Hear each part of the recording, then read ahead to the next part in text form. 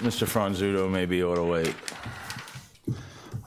I'll call this meeting to order. The Harbor Shellfish Advisory Board, Tuesday, June 4th, 2019.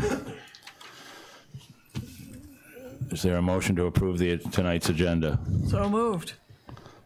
Do we have a second? Sure. All in favor? Aye. Aye. Under the chairman's report, this board is to appoint a representative to the new committee being formed, Coastal Resiliency Advisory Committee. Any questions, comments? Those who are interested. I know Mr. Brace is interested. Other board members? I will recommend we appoint Mr. Brace. Sure. You accept? I do. Is there a second to appointing Mr. Brace? Second.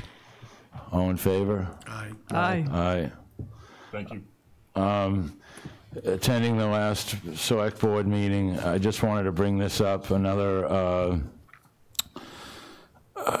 issue I'd like to just share with the board. There was a proposal, and it's still pending, quickly, I guess. NIR, Nantucket Island Resorts, owns some property just after Sale Seafood, Washington Street Extension, and they'd like to neaten up that Washington Street Extension area by offering the town brick sidewalks, possibly, granite curbing more definitely. And to me, it's one of the last access areas for commercial, recreational fishermen, shell fishermen, and recreation alike. And to me, it's something that, you know, it was a surprise to me to see. I wasn't there at the meeting. It didn't, because I wasn't aware of their agenda, and I'm not checking out their agenda all the time, but I'm wondering if there's a board member here who would be willing to view agendas of other boards and commissions, notice something that would pertain to us, and send out an alert to the rest of us about it, that, you know, planning board may be doing this or looking at that or talking about something. That if it's something like this, I think we should be there, and we should be representing our feelings, and actually be able to meet and talk about it before this happens. It's tough to just kind of be at the meeting and all of a sudden they're talking about it, and I can't speak for the entire board because we haven't voted on it. So but or anybody else in that matter cannot, as far as board members here go. So it would be nice to be more proactive on things like this. And Peter, I know you're busy with a lot of stuff already as secretary. So if anybody else on the board is willing to step up and monitor agendas for meetings for other boards and commissions, I'd love to. Which ones in particular would you think need monitoring? Because there's a lot of boards and commissions. Right. I mean, select board, planning board, really, conservation commission. It could be any. I mean, but is it that busy that it would take I don't know. so much time to? I just don't know how many Yeah. you're talking about. Yeah. Well, Conservation Commission, definitely, because they're, you know, the whole, you know, it's a, I mean, we're surrounded by a wetland, the ocean, and then we've got the harbors, and then there are the salt ponds. So if you know the island well enough and you see a, because they list the property by the street address, if you see a street address that's near a body of water, it's worth. I mean, I'll take a stab at monitoring them. I'm not as familiar with all of the places, being new to this, but Well, this is, you know, this is fledgling, and I'll take a stab at it. okay. Well, I'll join you. I'll cast eyes on it too, so maybe between two of us we can. And David, I may have gotten your phone number before, but if you could share it with me at the end of the meeting. Sure. Okay. Okay, I'm going to add one more. Okay, no, actually, I can do that under the next thing. So, moving forward, any more discussion? Chairman's report, workshop topics, hazardous materials collection. Excuse me, Mr. Chairman. Did we go over did we approve the minutes? No, we didn't. I'm sorry. Sorry about that. I move for approval of the minutes? Actually, I have one change I'd like to make, if I could. Mr. Brace, Yes. Yes. under old business. Generators of hazardous waste materials, large and small,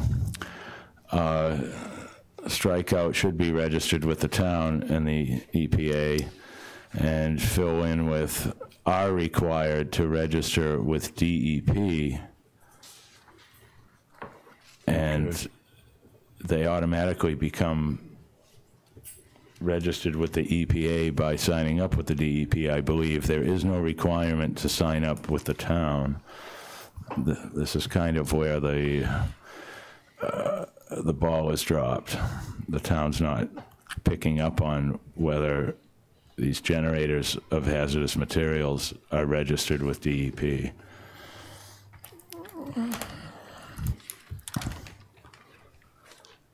Okay. Which is something I would like to move forward with, pressure more with the building department. I'm hoping the building department will somehow pick up the ball simply with a notice with every permit issued that any hazardous materials are being created on site or to be, somebody on site has to be registered with the DEP. They need to be notified that this is a regulation in place. It's a law already in place, and we're not enforcing it, simply put.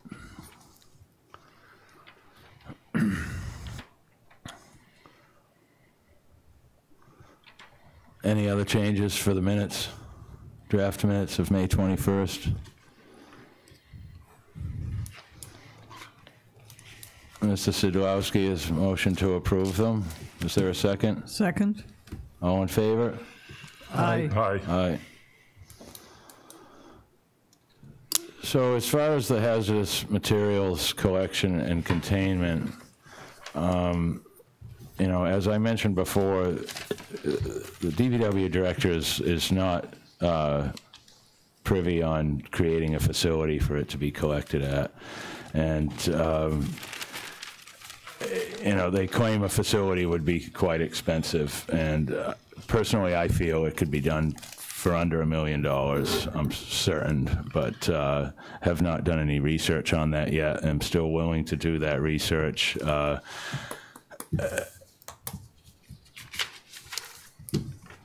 I feel that, this may be something that if this is something the board wants to see, either the board or myself, I'm willing to author an article for town meeting to appropriate a certain amount of funds for this to be done, and we'll see how the public reacts to that.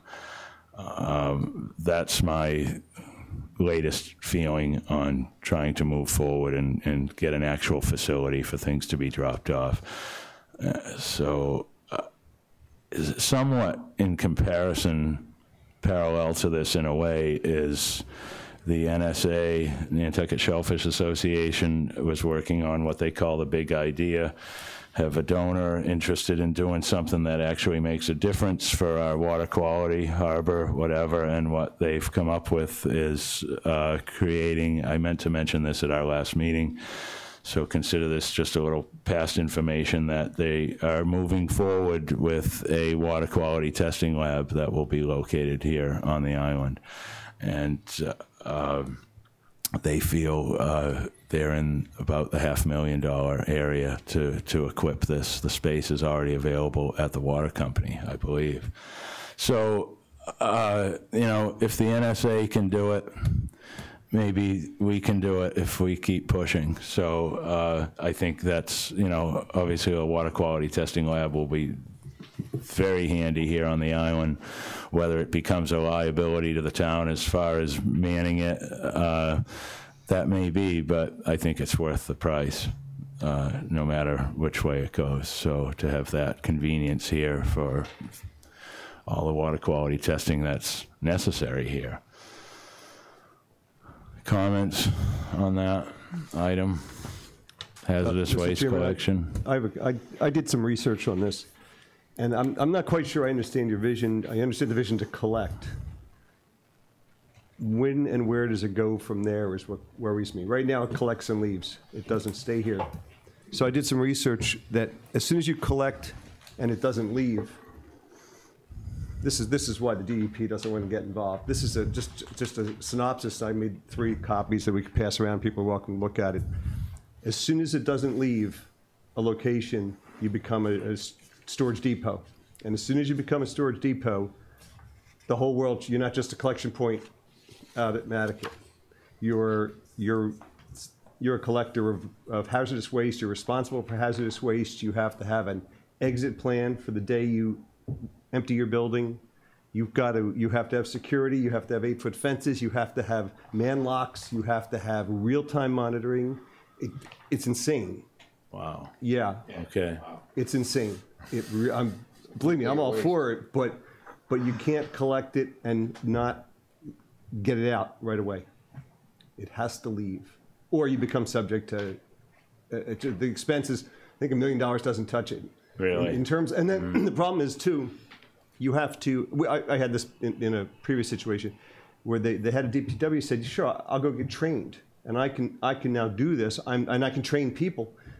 But as soon as I leave, he said, "You're stopped. You've lost your permit." Just like if you lose your, we had one sewer engineer, and you lose him, and they can run under temporary permits and things like that. But because only a trainer can train other people, not just trainees can train other people. So you have to go get another trained trainer. If that person leaves, you start to rely on one person. It just becomes enormously time-consuming and expensive to become a depot, to do anything other than collect and get it off the island. So collect it and get it off the island in one day. Whatever they do now, whatever the rules are that I'm sure they're under right now is I don't know if the truck leaves the same day or not, but there's some kind of containment rule. In other words, we're not storing it out at No. DPW. No. It's leaving. Where's it being stored? You store it at home until they have a They collection have a day. collection and then it leaves. And so Clean Harbors comes over with a truck and a Right, crew, and right. as we've seen for decades now, and which is, it's wonderful that And we more do often that. would be great. But the problem is, right, if it doesn't leave, then we become a depot and we have to, I was shocked when I saw the stuff that's required. As soon as you start to collect it and keep it. Do we think that I'll be happy, I'm just gonna pass a couple copies around for anybody. I only made 3. that Rob O'Neill knew all this? This is I kind of And made a summation. and that's why that he's balking at it, because he realizes, That's what It's certainly possible, certainly. yeah. Yeah, he should sure say that, Rob- he should explain that's. Rob knows. I'm sure he does, He's a right. pretty competent guy, but I'm surprised he didn't say something about it. me have Yeah. that one when you're done. Yeah, because when you pull all this together and you read, this is 500 and some page document, and when you get through all the you get through all the different categories, and then you get to someone who's going to collect and store hazardous waste, then all of a sudden you fall into this category. You're a depot. Yeah, then where do you put it? You got to put it, first, right, you build a building, you put it there. That building then has to have security. It has to have a groundwater plan. Human security or? Human or- security, or it can be remote. It can be remote, but it has to have a man gate type of deal where it's difficult to get in, minimum 8-foot fence, either fully monitored television. You can't just have security cameras that are recording. They have to be monitored. They can be monitored remotely. But it's nuts. The groundwater plans, so there's a whole plan of what happens if you have a leak. And then again, then there's even an exit plan. You have to fully in place to evacuate. Once you say we're going to stop doing this, you've got to have it, and it all has to be in place beforehand. Is there a minimum capacity threshold? Like, Not that I saw. It was simply if it became. like you have a can of paint in a Yeah, room. right. That's know. different. Well, we had our DPW guy where I was before. he didn't want his own stuff collected. He wouldn't let anything, you know, he'd have paint in a room, and he'd have other things in other rooms. He wouldn't put them all in a shed, because we said that, do you want us to just get your shed? And he goes, nope, I already got caught on that. He said we keep them separate, because you don't know what chemicals are going to interact with other chemicals. Sure, yeah. He's not trained, we're not trained to do that. So you have- And these requirements are coming from, you found this from which department? Is it state? This is state, this is Massachusetts. DEP. Yeah, I've got the document, I can email him, it's a PDF. Yeah. So this is, okay, this is through the building department, or the building code.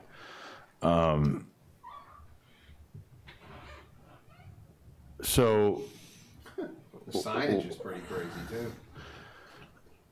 I mean, in talking with the Southeast Director of DEP about this in the past, he mentioned, you know, that there's a lot of hoops to jump through for the building, but they're also willing to work with the island, knowing our unique situation and location here, which isn't often afforded to as it used to be, as far as, okay, you're an island, take care of yourself. A lot more state regulations have come into play here where they didn't years ago. But there was another method that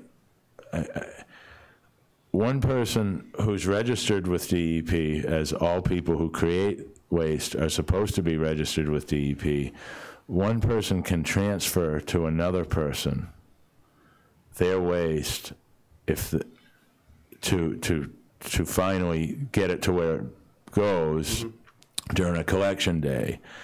But it's all supposed to be recorded, the transfer, how much, what it was, who it came from, who it went to. The only other thing that comes to mind to me is trying to implement some type of a buddy system program where contractors would communicate with each other about their waste. But first, we need an awareness, you know, I mean, that this stuff just can't be going into dumpsters. Some people say if it is, and I think it's happening, and so that there has to be, first there has to be people who care. And how do we, you know, how do we educate the caring part of it to then be willing to, well, hey, yeah, I do have this, but I can't make it to that next day, and maybe not the other collection time in 2 months from then. So how do we get other people to be willing to, well, you know, I can take so much, and I'll be going to the next one. So I don't know if this is a plan B or a plan C, but Mr. Franzuto.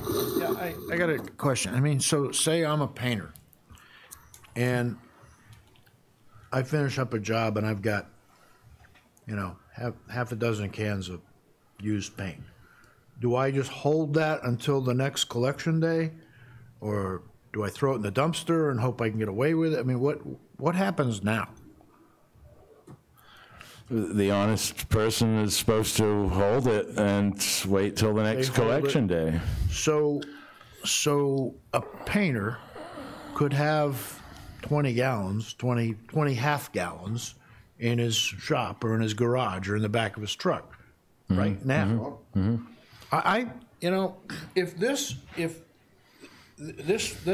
does look cumbersome, this containment. Absolutely. But I think to your point, I think that they need to be aware that what they put in that dumpster has the potential of going into the watershed, either down in a storm drain or contaminating the aquifer or whatever.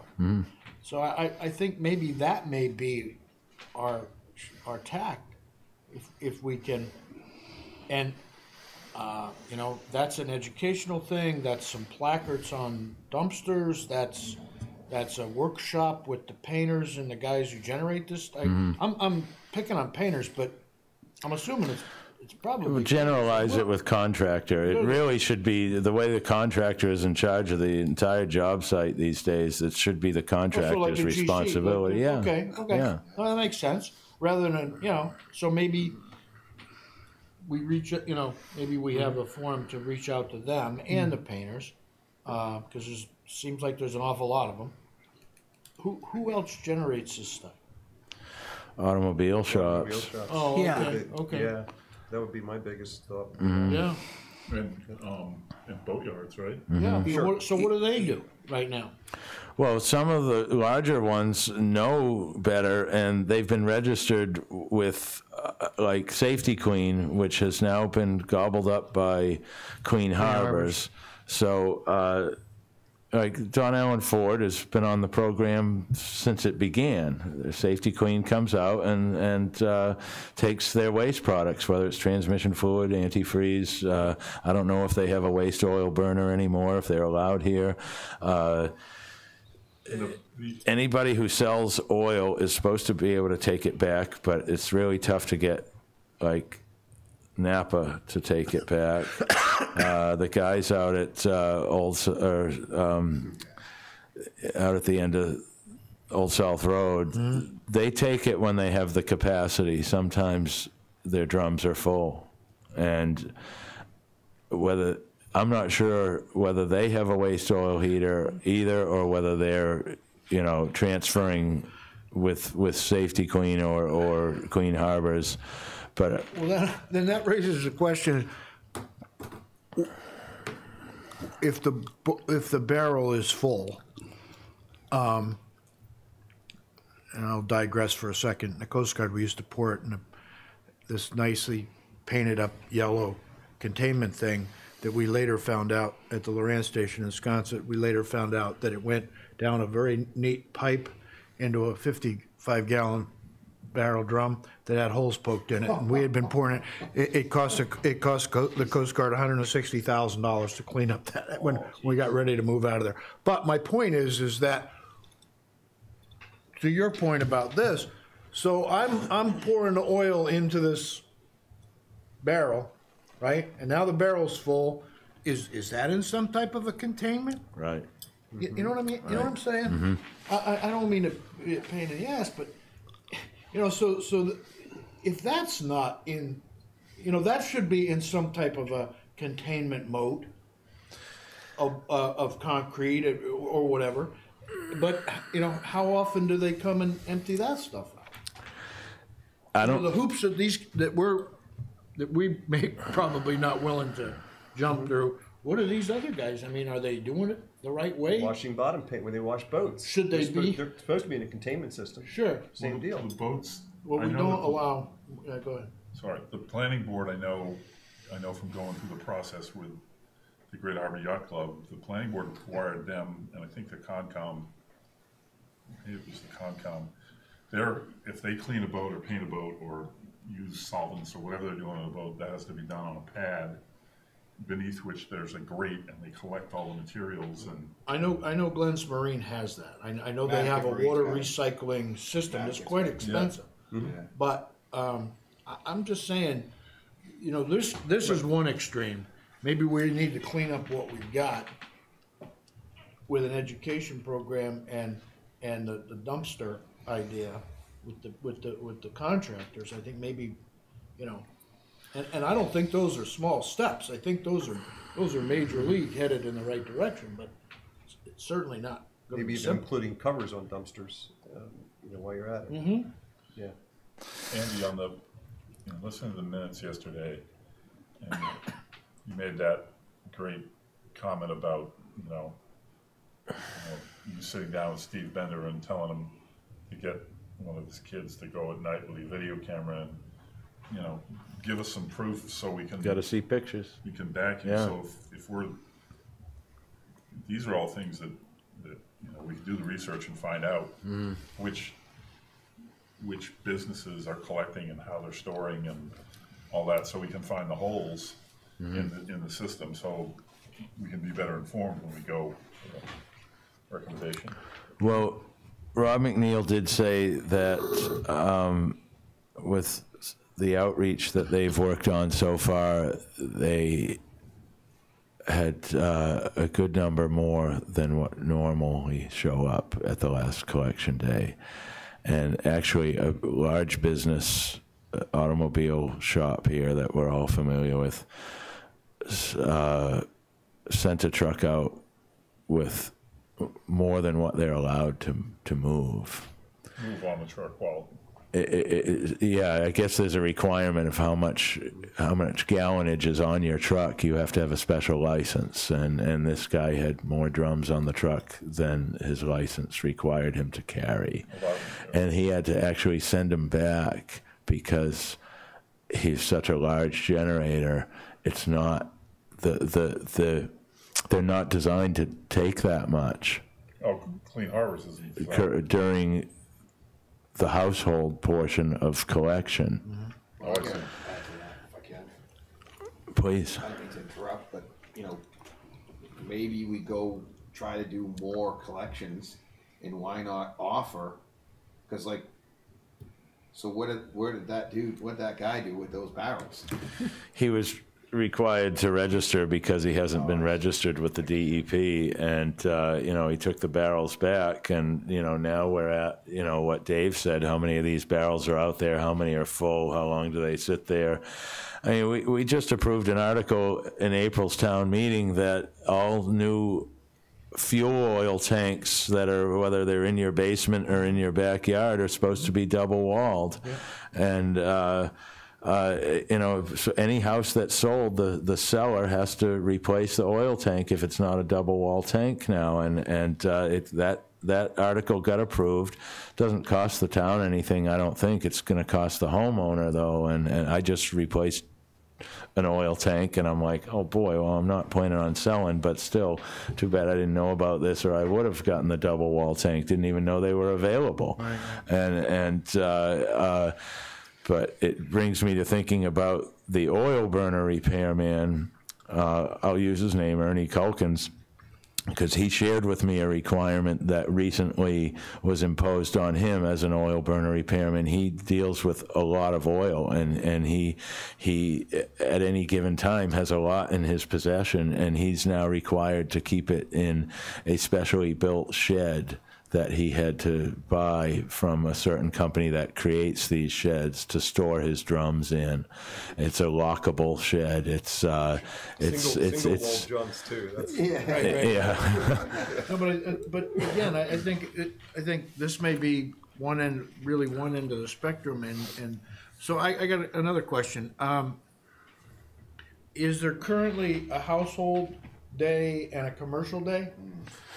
They've connected them together now. Well, let me back up a little bit. There were 6 collection days a year. They did add 2. Okay.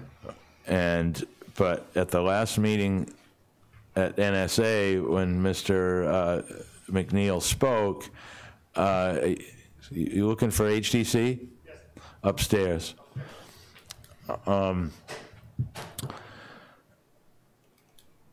He mentioned there still only being 6 days, but I was actually present at the select board meeting when they voted to add 2 more collection days. I don't think they're bringing in enough gallonage during the collection times to justify the 2 more days, the 2 more collection days, but at least the select board was willing to increase the number of days that we have. Is there a list? Does McNeil have a list of these registered people? Not that he'll share with me. The DEP wouldn't share it with me either. Really? I asked simply how many here are registered, just so we have an idea. And he at that point did not have the information to share with me. It almost seemed like he wasn't willing to share that, and I wasn't asking for names. I simply wanted to know how many are on your list that are registered here in Nantucket as hazardous waste creators. It'd be great to, obviously, it'd be great to have a list, but I mean, it'd also be great to know how many gallons they bring per year? Well, that you can find out, how much they're collecting, and you can see what the pattern has been probably over many years. I'm sure the DPW keeps track of what comes in, and he said, in just the last collection day alone, the awareness that he's made some pamphlets, some twofold, tri-sided color pamphlets, and they've made a difference. But I like the sticker on the. Can we get a copy? On the. Copy of that pamphlet? Yeah. They've. I heard they were at Stop and Shop for a while. Oh, no kidding. The pamphlet's always been as a PDF on the town's website. Oh, it is? Yeah, All right. So, but he may have revised it. Okay. He may have. there's a limit what you can bring to these, correct? Well, it sounds like Andy said. I mean, it sounds like They dropped the fees for commercial. Commercial guys can bring it for free now. This is the other change that they made to make it easier. yeah. And that should certainly make it easier for contractors. It's been free for homeowners all the time. The limit was 25 gallons, I think, for homeowners. 5. Or five. Five for homeowners, but 25 for commercial? I don't know. I'm not aware of the commercial. I think it was 5 gallons. All right, I hate to sit here and just guess, but I believe commercial is allowed more than 5 gallons. Well, I went once with some waste oil from one of the boats. Trumped out the 3 5-gallon buckets, and they Too much. said, we're only gonna take one of those. I said, that's fine, but my worry is, I gave them to a buddy who's got a waste oil burner, and we burned them, but my worry is what about the people that don't have? Exactly. You know, if they're only allowed to take 5 gallons, that dude, when he goes home, what's he gonna do? Put those 10 gallons back in his shop? No, You know, I would exactly, like to see exactly. that the town would say, all right, bring us what you got. It's like the old like- days when people used to dump all their crap Well, out maybe the walls. maybe to that point, Dan, maybe there needs to be a what do you call it, an amnesty day or something like that. Exactly. I mean, I got 25 gallons of used paint in my cellar right now. Is it latex? No. Oh, you still have oil paint? Yep. Good stuff. Because people aren't using much oil paint anymore. No, well, it's being sold differently. It's being called just metal Yeah, it's paint, called- right. but it's the same. It works on wood, and a lot of painters know this. And the client who wants oil-based paint is going to get oil-based paint. wow. It's they've labeled it differently for metal only, but it's the Yeah. same product as the wooden metal product. Because the latex, they just tell you to dry it out and bring the empty can and throw oh, I it. see. Put kitty Latex, Oh, is that right? yeah. No, I didn't- You Which is dry it out and also you throw it a in bulky nuisance. trash when it's dry. That's difficult. Plastic is It's all it is. difficult.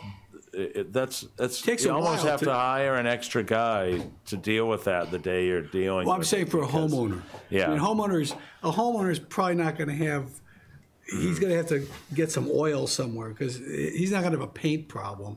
They might have, some problem with some other things, but if they've got latex paint, they could just put it outside till it dries out. Right. No, because Andy raised my awareness on this. I realized that I had this stack. I probably don't have 25 gallons, but I probably got 5 or 8 gallons of it. You know, and their cans are all rusty and they're Can in you my imagine cellar. if you went around and snooped into people's places, what you'd probably Well, find? that's the thing. I mean, and the oil to me scares me more than Yeah. the paint. Yeah. You know, what that paint is going to solidify in that can eventually. That's my point. I think the issue being, I didn't know how big the paint issue was, but the petroleum products issue is Right. is Paint is. Oil and antifreeze. So, Yeah. I like that. Right along with in that shelf full of paints you have in your basement, I bet you've got a half full can of outboard motor oil. Oh, There's sure. probably some 1030. There's probably some old 30 weight for your lawnmower, and you know, if any of them are in plastic bottles, I've seen the plastic bottles sit for so long they disintegrate, and then the product isn't contained anymore. But Toxic Avenger. I mean, I think maybe we should suggest in our recommendations an amnesty day and have them arrange with Clean Harbors, to have the capacity. I mean, we pumped 15,000 gallons of contaminated water and sewage off the Miss China. Oh, yeah. So I know that they can handle How much? 15,000 gallons. what? Yeah. He was putting other stuff than fuel in the fuel tanks. Yeah, let's just say it was contaminated. Tanks on board with that much capacity? What's Oh, that? yeah. Fuel tanks? Oh, yeah. Oh, sure. The Oh, big boats hold- on the Miss China? Oh, yeah. But we got OP 90 funds, federal funds to pay for that. But my point is that if we arrange for Clean Harbors, even if they had to bring 2 trucks or 2 containment, whatever vehicles or whatever they have to be, but maybe an amnesty, and advertise it well, so people would clean out their cellar. They could also register for, if they're gonna come, they're gonna be there, so if they pre-register and say, I'm gonna be bringing Oh, I see. 2 55-gallon drums of oil, just telling you now. And so that we know what to deal with. What a great idea, pre-register. Yeah, David. pre-register, it could be anonymous. Well, because I mean, you wanna be anonymous, at that's this fine. last collection day, I know a guy who was cleaning up Good. a yard of an old fisherman who's not with us anymore. Plastic 55-gallon drum of oil. He got it in his truck. I would be a nervous wreck with this barrel being that old. Got out there, and they said, we don't take plastic barrels. And with that much, you need to buy a 55-gallon drum. Either obtain one yourself. It needs to be in a metal drum. Right. We will sell you one for $50 or $40. He was so upset, he turned around and went home because they weren't going to take it. They told him, you have to transfer it into the metal barrel Yeah. and then bring it back to us at the next collection day. How's somebody? So now we've got all this driving back and forth to the dump, Right, being right. turned down at the dump, and they're going back home with it. And Moors with a screwdriver. and I mean, let me tell you another quick story. When we have an oil spill in the harbor, we not only find the vessel, but we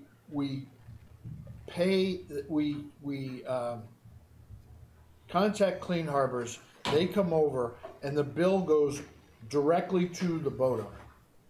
Okay. Sweet. And they come over with 55-gallon drums and all the pads and everything, and all the stuff goes in there, and then the bill.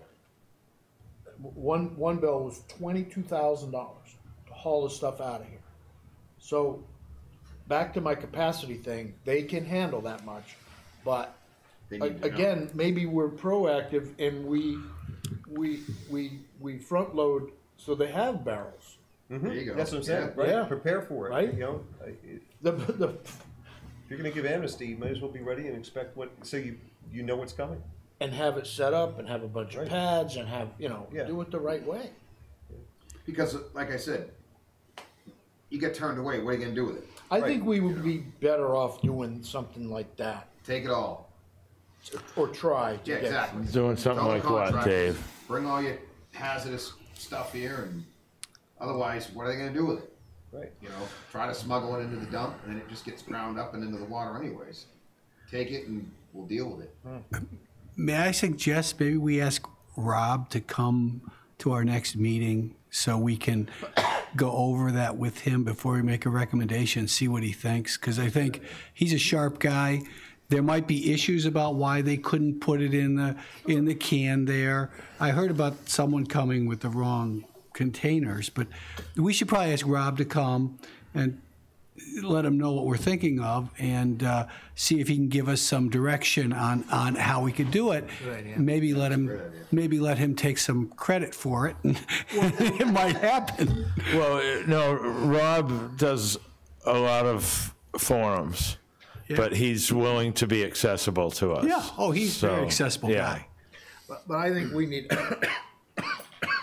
we need to make sure that when we set this up, or if we set it up, that we're prepared enough, like you said, that if somebody does show up with a 55-gallon plastic barrel, that the means There's a station to handle or it. way to deal with that right then and there, because that, I don't know But who there, it, there who it could was, be but- some CMR issues where they can't Yeah. transfer that Well, much. that's why we need to That's hear what from, Rob that's why you need to hear from Rob. He can tell us. What can he do, what can't he do? And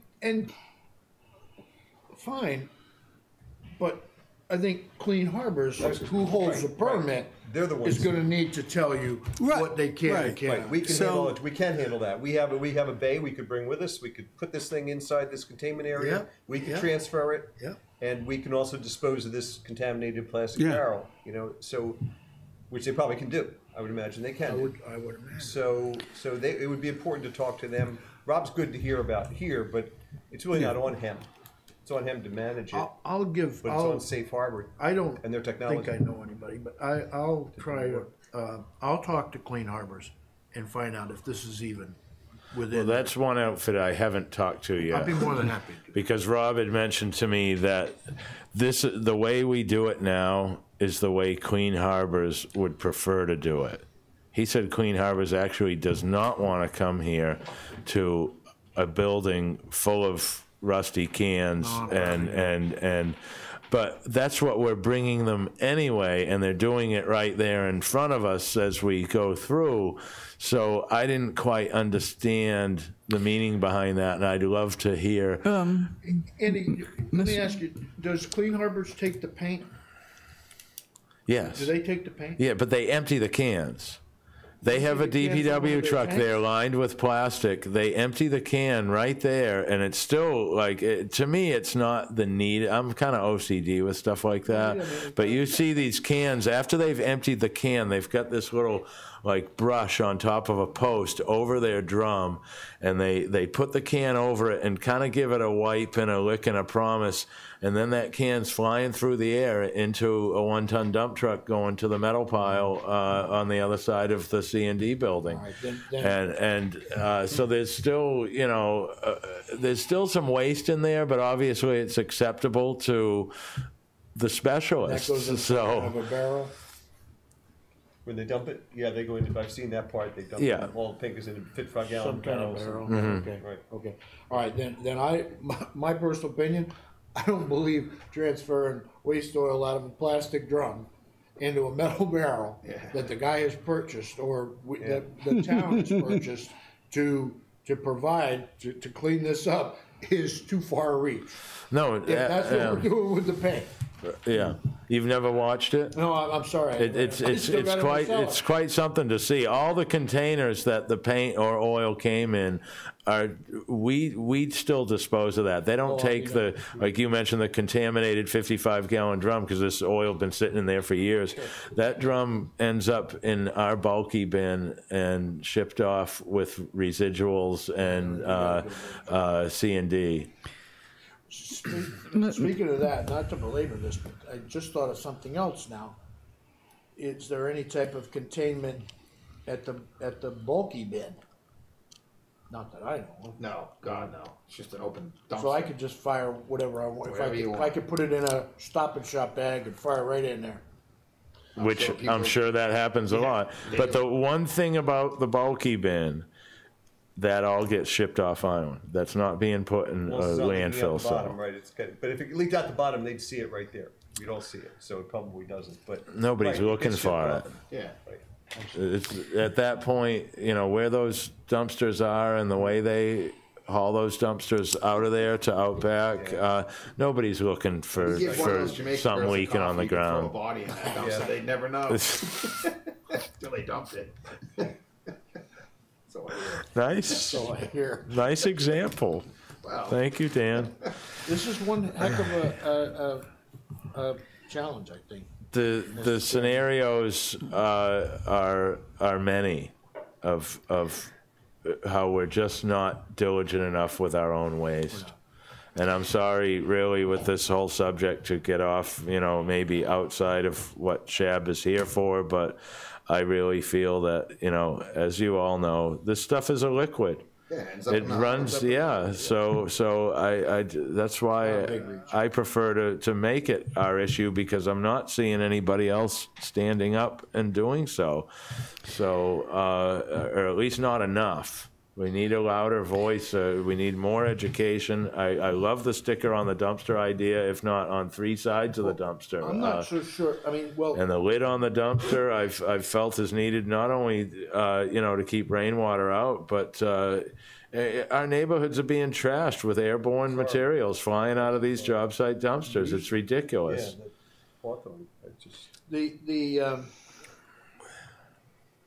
the little ceramic placards that you see on the storm drains, that was a recommendation in the harbor plan.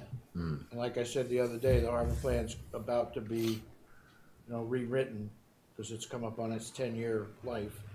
So that may also be in the harbor overlay district, especially in the harbor overlay district, that we could require the stuff for the dumpsters, maybe as a first step or whatever. But I'm just saying, in that.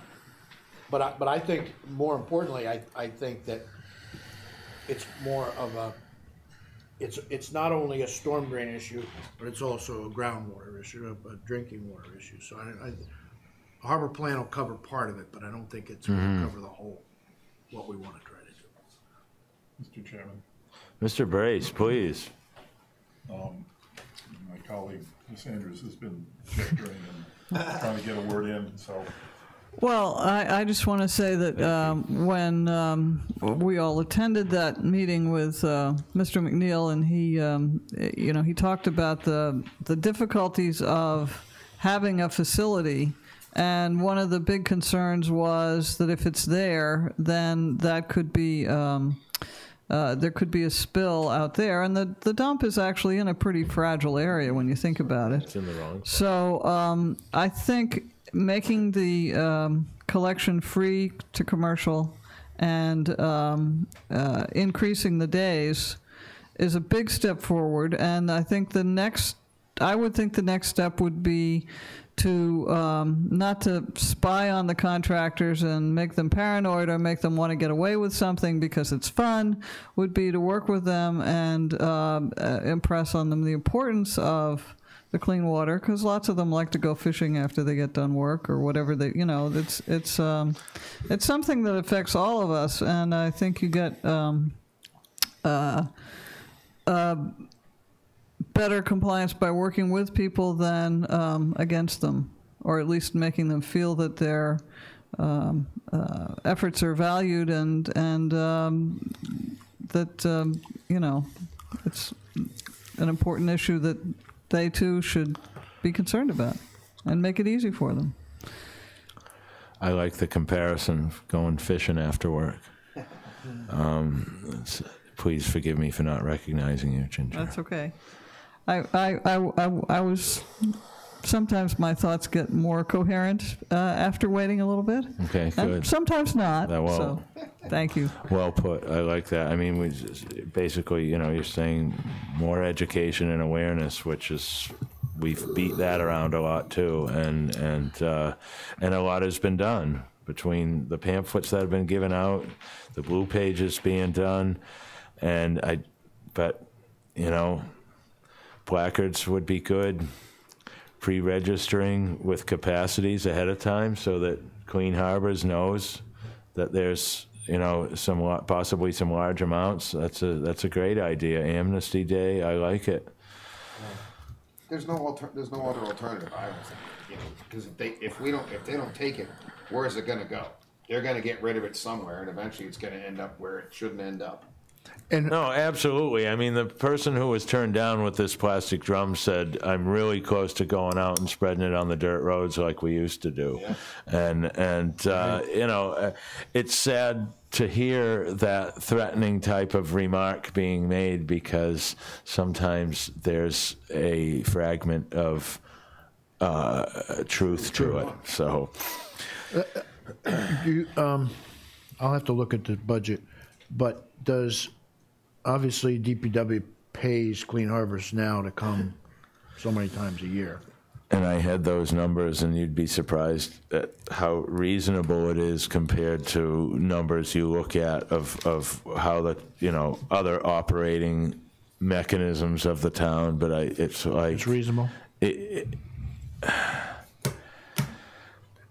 to Yes. Ginger's point about the dump being in a fragile location, totally agree.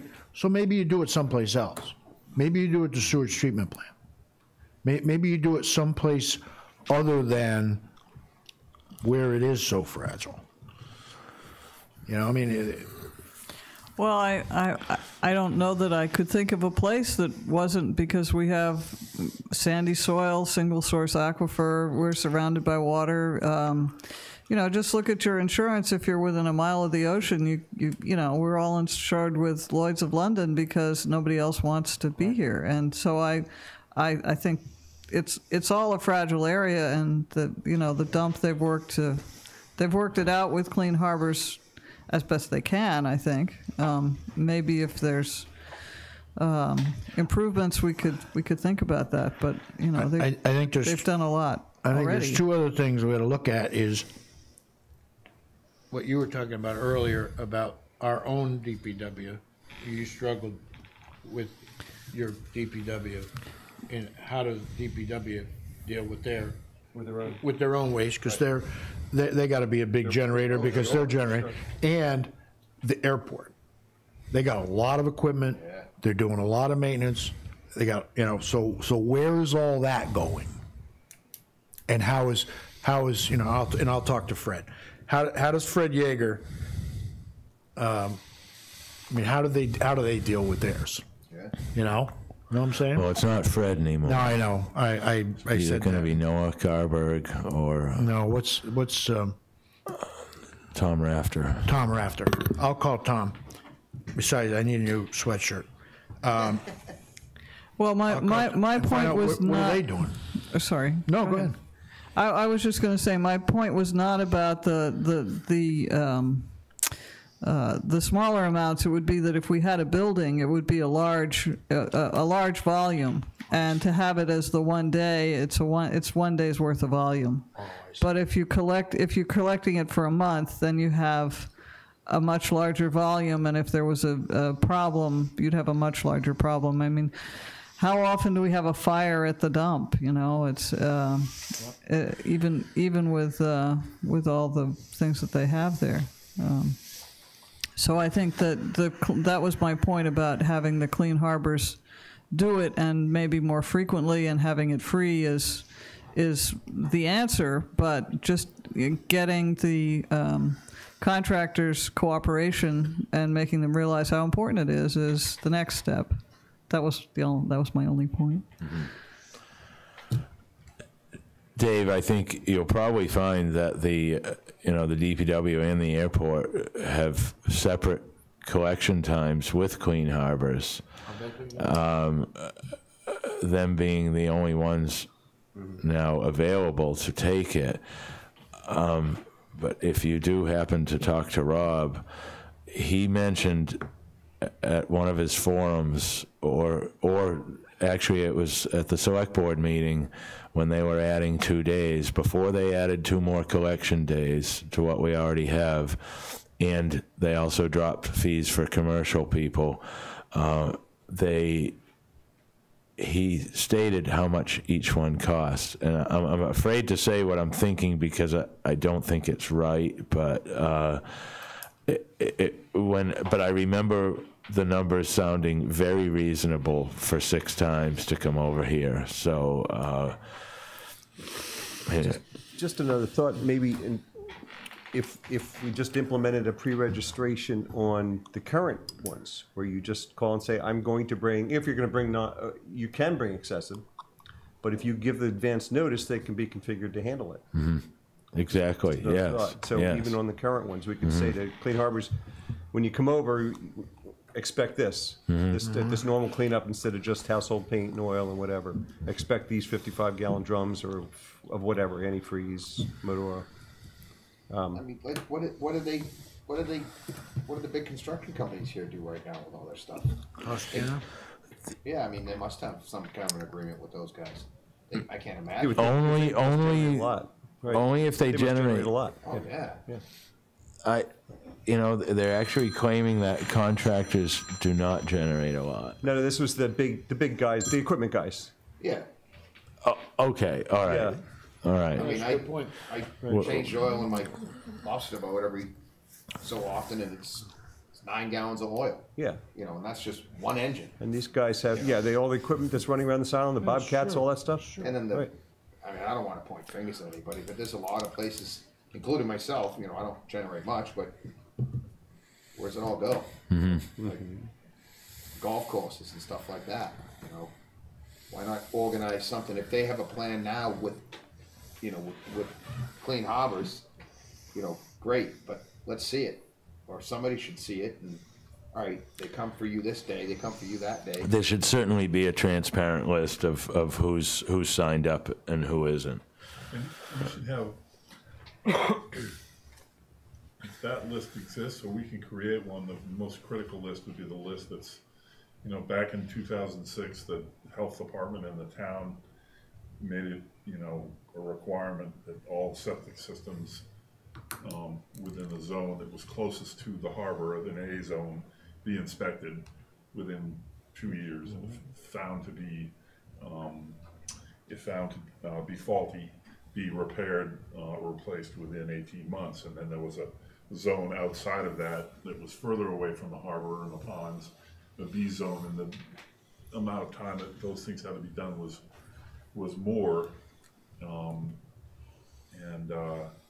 Now it's a requirement, I guess, that if you build a new house, or I guess when you build a new house or buy a new house, I can't remember, you're replacing your septic system with an alternative septic system that takes more effluent out, and maybe we should, that list, the critical list is the list that's within a zone like that, that's closest to the water, that the accident that would happen is, you know, gonna be much more severe because you're closer. You know, obviously all the boat yards have done Island Ford, or I don't know. Excuse me, Mr. Chairman, I'm going to have to leave for another meeting. So I just, I'm not ruining your quorum, so I'm going to excuse myself. Thank you, Ginger. Okay. Anything in particular under goals and objectives you wanted to share before you go, Ginger? No. Okay, all right. If so, you know, you can let us know later.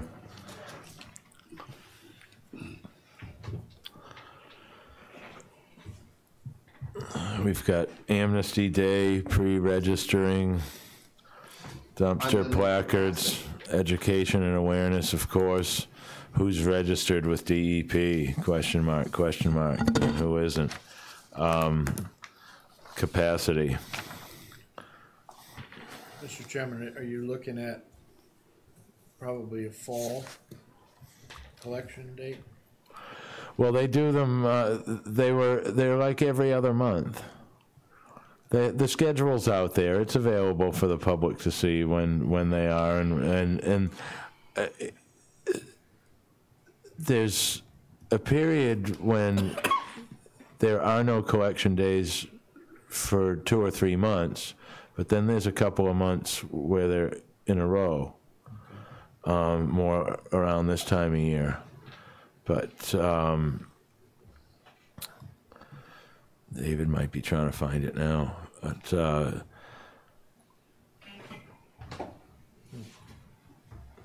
your thought for asking, Dave? On that, Dave? No, I'm thinking, you know, if we wanted to do an amnesty type of thing, if we did it in the, you know, right after Labor Day, or, you know. The thing is that they're all like amnesty, because it's free to everybody. And it's It's free. anonymous, so the amnesty is the quantity, The quantity. right? Okay, amnesty Open and it up, quantity. Bring it all, because we would have Clean Harbors set up, you know, to handle transfer of, you know, quantities, barrels, pads, you know, stuff. But here, with that, then we definitely, pre-registering it would have to go along with that, and if it so was that they can successful- prepare. If it was successful, you could do it again. Maybe do it again in the spring. I'm just throwing that To out. clean out everybody's, And start next spring. It's the surprise ones that I you was just can't scared. catch, you know? A family member dies, a house goes up for sale quickly, and, you know, a house can go up for sale and be sold during a period when there are no collection times. You're cleaning out that basement because the house is getting sold. What do you do with it? This is where the buddy system program needs to come in, and hey, can I transfer this to you, and you bring it to Hazard. I mean, if my neighbor came to me and they were selling out and they had 20 cans of paint, I'd be willing to take it. Yeah, but because I don't want to. I don't want to take every neighbor's, you know. But I'd they take all go one. now. I'd take. But not everybody, you know, has the, you know, the capabilities of being able to do that. So, any other thoughts, ideas? It looks like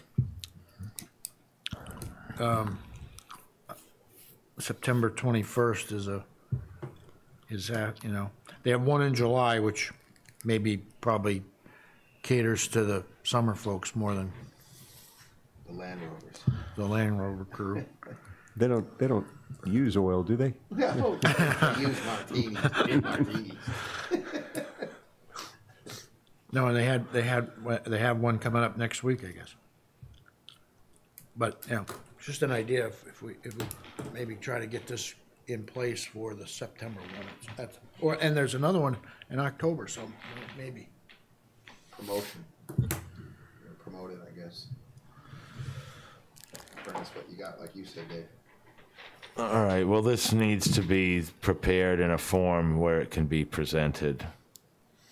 And that'll be the next step with, you know, with these ideas. And you know, to get them implemented, we have to present it in a way that it's palatable, you know. Well, I think we still have some research we're doing, right? We do, yeah, Talk we to, do. talk to Clean Harbors, talk to some of these other people and see Talk what. with them this week and I'll get the word out to everybody. If they would even Right. consider this. Start with them. What other research? In Talk to Rob particular? and see if these guys would come to a plan, then would DPW be interested in working with a plan like that, where it's a bigger collection, but a more meaningful collection too. Because the real meaningful collection is to get the equipment that's dumping it out on the field because they're out there working and it's not their property, and so they just change oil there. You know, contractors. I think of bobcats. They're everywhere in this island, and they're always not on their property. And I just wonder what happens to when they're doing an oil change. Well, no, and the large equipment, like Mr. Pronk says, his one engine in his boat holds 9 gallons now. Right. I mean, your average car doesn't even hold 9 quarts. Right. And 9 gallons is a lot of product. So if we could come up with a way to say you can bring that now, and we can take it, I think that's a huge step forward for us if we can put something like that in place. And they must be, to your point, they must be able to handle this when they come and do Toscana or the airport or. Yes, They have to. must be able to do that. You can't, I would be very surprised that when Clean Harbor shows up here, everybody's got it all packaged up for them and they do whatever they've got to be transferred. They either offload it, they transfer it They've gotta into. be They have to, transferring this stuff. and then take it off in a tanker And I'm sure they have. or a section tanker, depending on the waste. Yeah, oil. I bet they have, you know, I'm sure they have a permit to do it and the containment. I mean, I know what we set up for oil spill contingency plans for the harbor. And it's elaborate. So I can imagine what these guys are going through. I would bet there's a route. I would bet they come down and But stop here. and exactly, stop there. Dan. But my point is, they've got to be able to be set up for it. Yeah. So if my further point is that if they're sucking it out of Toscana's 55-gallon drum, then they ought to be able to suck it out of that 55-gallon plastic drum Sure. or whatever I bring it in Yeah. on this particular day. All right, wait a minute, but I think like Dave just said, when they're going to Toscana strictly for oil or something like that, just saying them, for instance, they probably have much bigger than a 55-gallon drum for their waste oil. But if they're pumping it, they're bringing a tanker truck. The truck that's at the DPW collection is a box truck. And they're moving We're stepping up a big, we're talking about stepping up to a big. Well, this is a 45-foot long box truck, but they're expecting to get so many different things on a household collection day that it all gets separated into 55-gallon drums. They're moving them with pallet jacks, and there's a lift gate on the back of the truck. So there's no tanker truck involved on that day. Pre-registration comes in, right? And it can be anonymous. Somebody's just, you call them up. Well, that's the other thing. I think anonymous would be good. Yeah. It could be as simple as Dan's 9 gallons, or as simple as the 55-gallon drum that has been sitting behind somebody's garage for the last, Yeah. Whatever. Previous God owner. knows what's in it. The previous owner. Yeah. I think that's a step. Are those waste oil burners illegal to have? I don't think they are they? I believe they had to clean them up. I'm not sure if Because, they, well, Massachusetts lead's made out them there. illegal. Yeah, now there's so much less lead in fuel, in gas. Well, that's the other thing fuel is, You Yeah, used to I get a layer of lead at the bottom of the oil chain. Yeah. But, changing oil on old cars, but not now. I don't think now. You don't get that anymore. But you used to actually get lead at the bottom of the pit. now we get ethanol, lava lamp looking stuff. But that, it brings me to another thing as far as gallonage goes. I mean, there's a lot more fuel tanks get drained these days than did in the past because of today's ethanol. The fuel goes bad in 30 days if you don't treat it. And it's in knowing a couple of mechanics, I've seen it. It's amazing how many fuel tanks have to get drained. And I mean, You don't want to know. Yeah. to me, fuel's even worse than oil. So as far as, both fuel. because it's just, as thin as water, but, one fuel tank in a pickup truck holds 35 gallons. If you've got to drain your tank, then that's a large capacity, large amount of fuel. Boats. Anything else to add, board members? All right, a little more research and creating putting this all together in a proposal of sorts. When you get it, or when we get it into the form that needs to be written, I'll write it. Okay, If you guys can tell me how you want it. of course.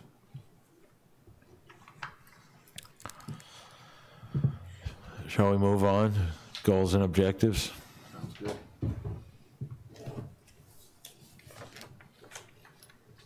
Did everybody look over our what we've had in the past?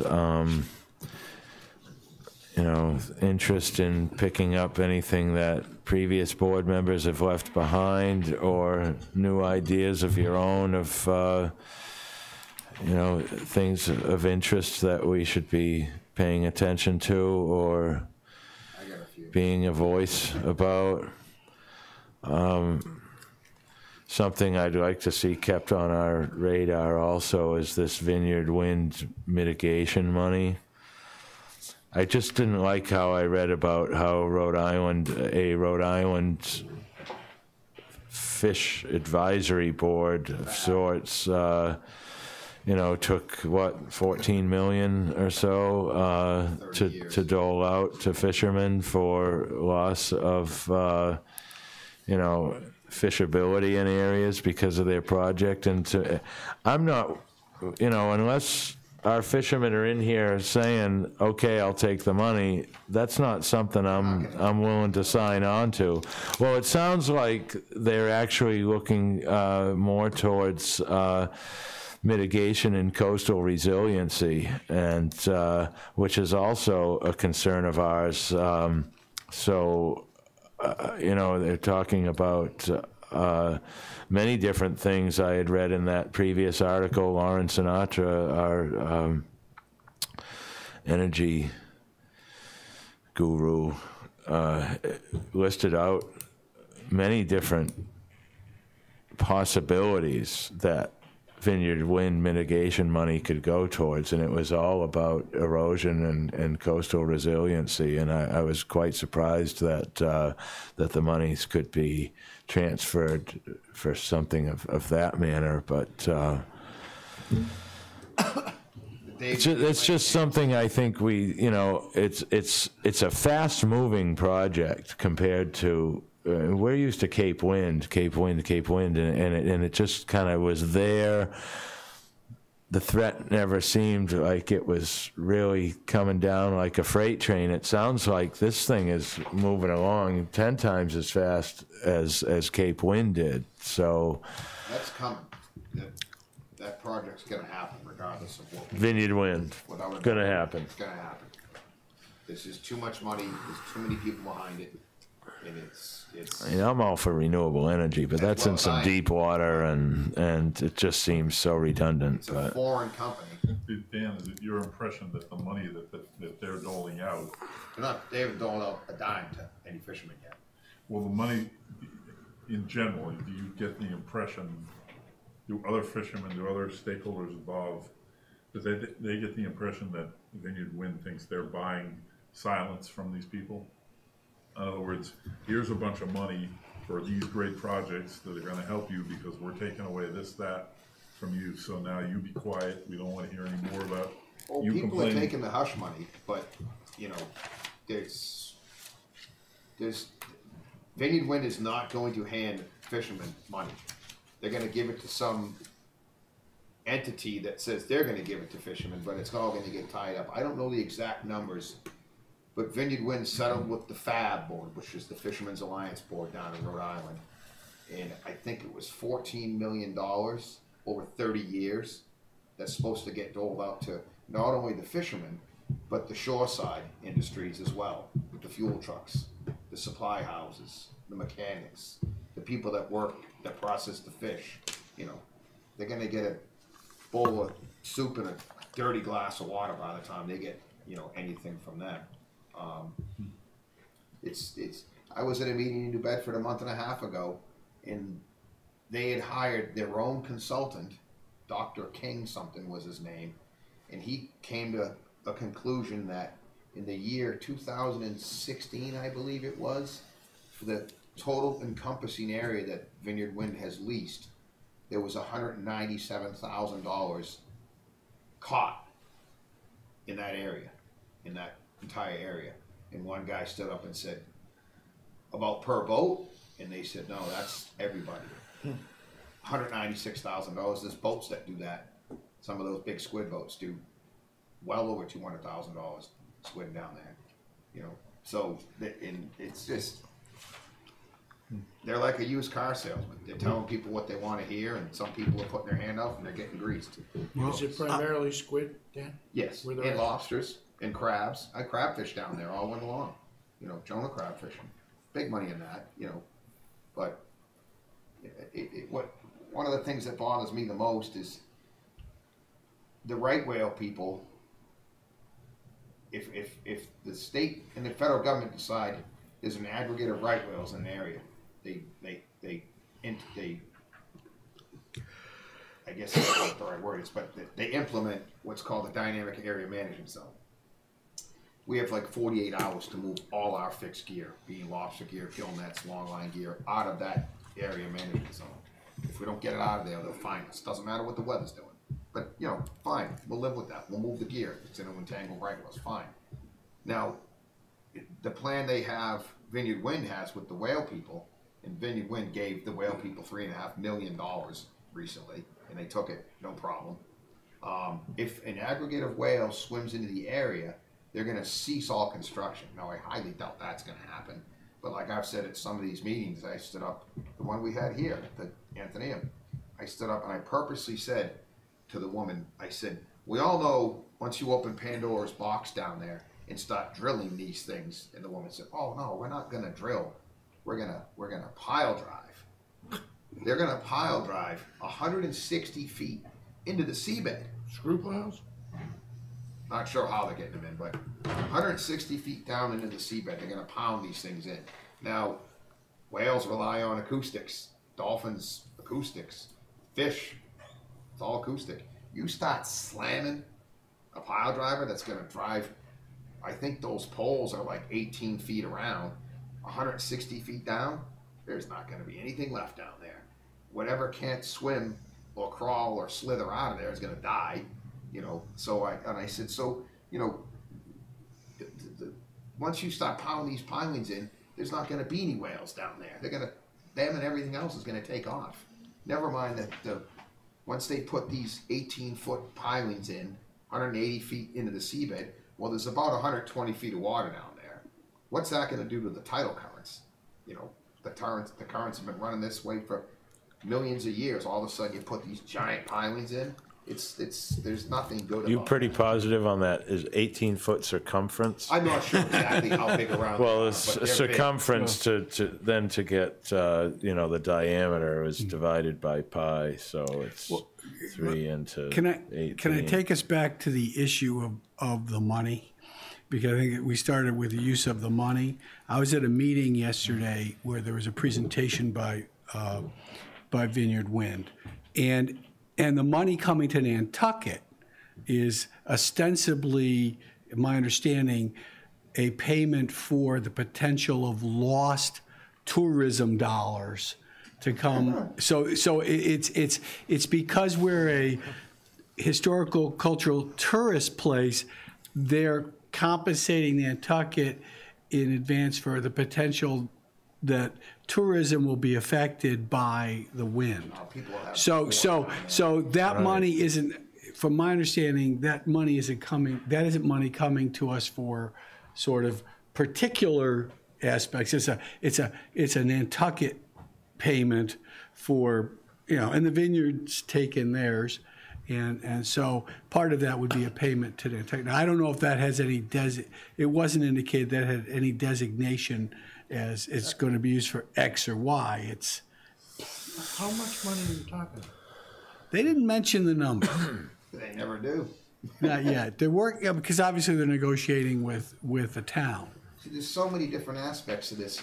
Remember years back that there were a group of people complaining about the lights of the fishing boats that were south of the island that they had to look at? Oh, we don't want to look at the lights of that thing.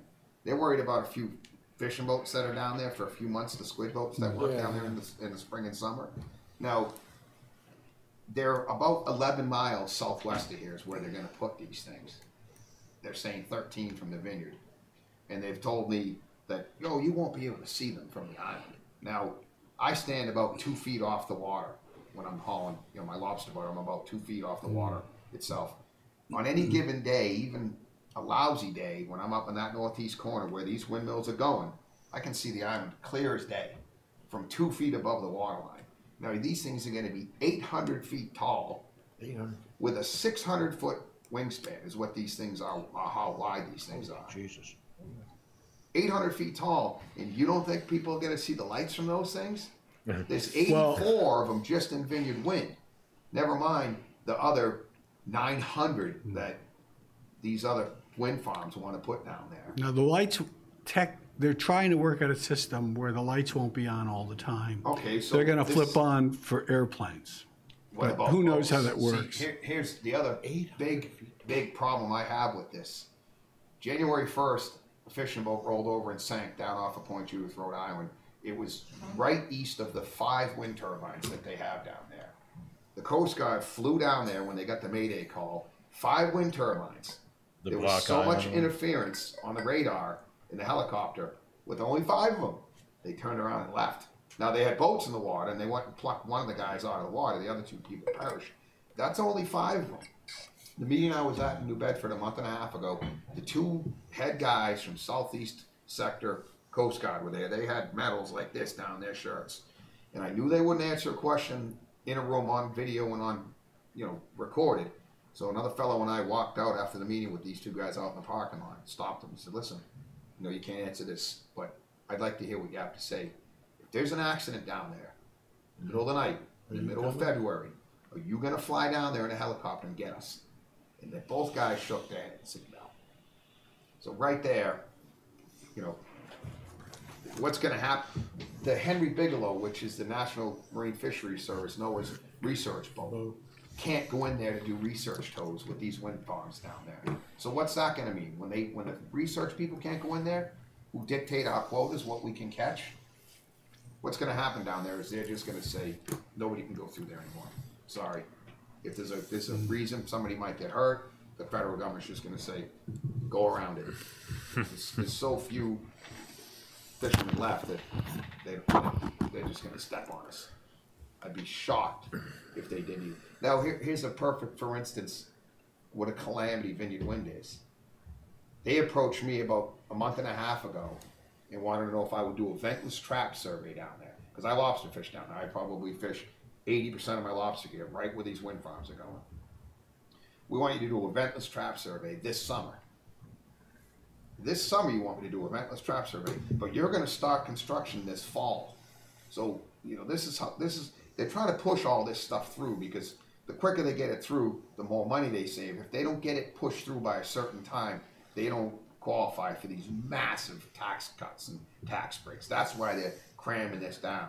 And I flat out refused. I don't want to work with these people. They've asked me to come work with them. You know, well, you could probably come run one of our boats. I don't want to do that. You know, I want to fish. You know, everybody else that does it for a living wants to continue to do it. But it's a calamity. You know, like you said, I'm all for alternative energies, but, you know, there's no plan that if these things fail that they're going to take them down. Right. You know, and actually, they're going to have to put up a fund. Yeah. Some kind of. Who holds the money? Bond, the government, yeah, federal government. Well, separately. I mean, this part they did. They are going to have to pre-fund the removal of them. Now, who knows if it's the right amount, and who knows who's figured it out. But there is a fund that is going to be required by the federal government that will, if they have to be removed. Not if, when. Well, and at the end. So the ones overseas, they're all falling down. The ones that are. Well, all I'm saying, all I'm pointing out is there is separate advanced funding for the removal, whether it's enough or not. When you go at them, they're going to tell you they're funding it. Now, if these things are so green, I'll leave it at this. If these things are so green, they've told me themselves, Vineyard Wind's told me themselves, that at a minimum, 20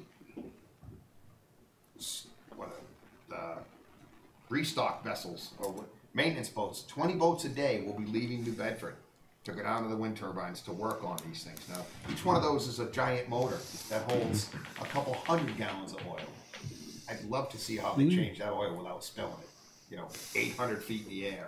You know, I've heard they may use a helicopter. Well, the blades are 800 feet in the air. The body of the generator isn't up that high, but we can't get into the details of this. We're supposed to be talking about goals and objectives, and I appreciate everything you have to say, Mr. Pronk, on this, and we'll certainly, you know, this needs to be on our radar is why I brought it up, because it's a current event that is moving quickly.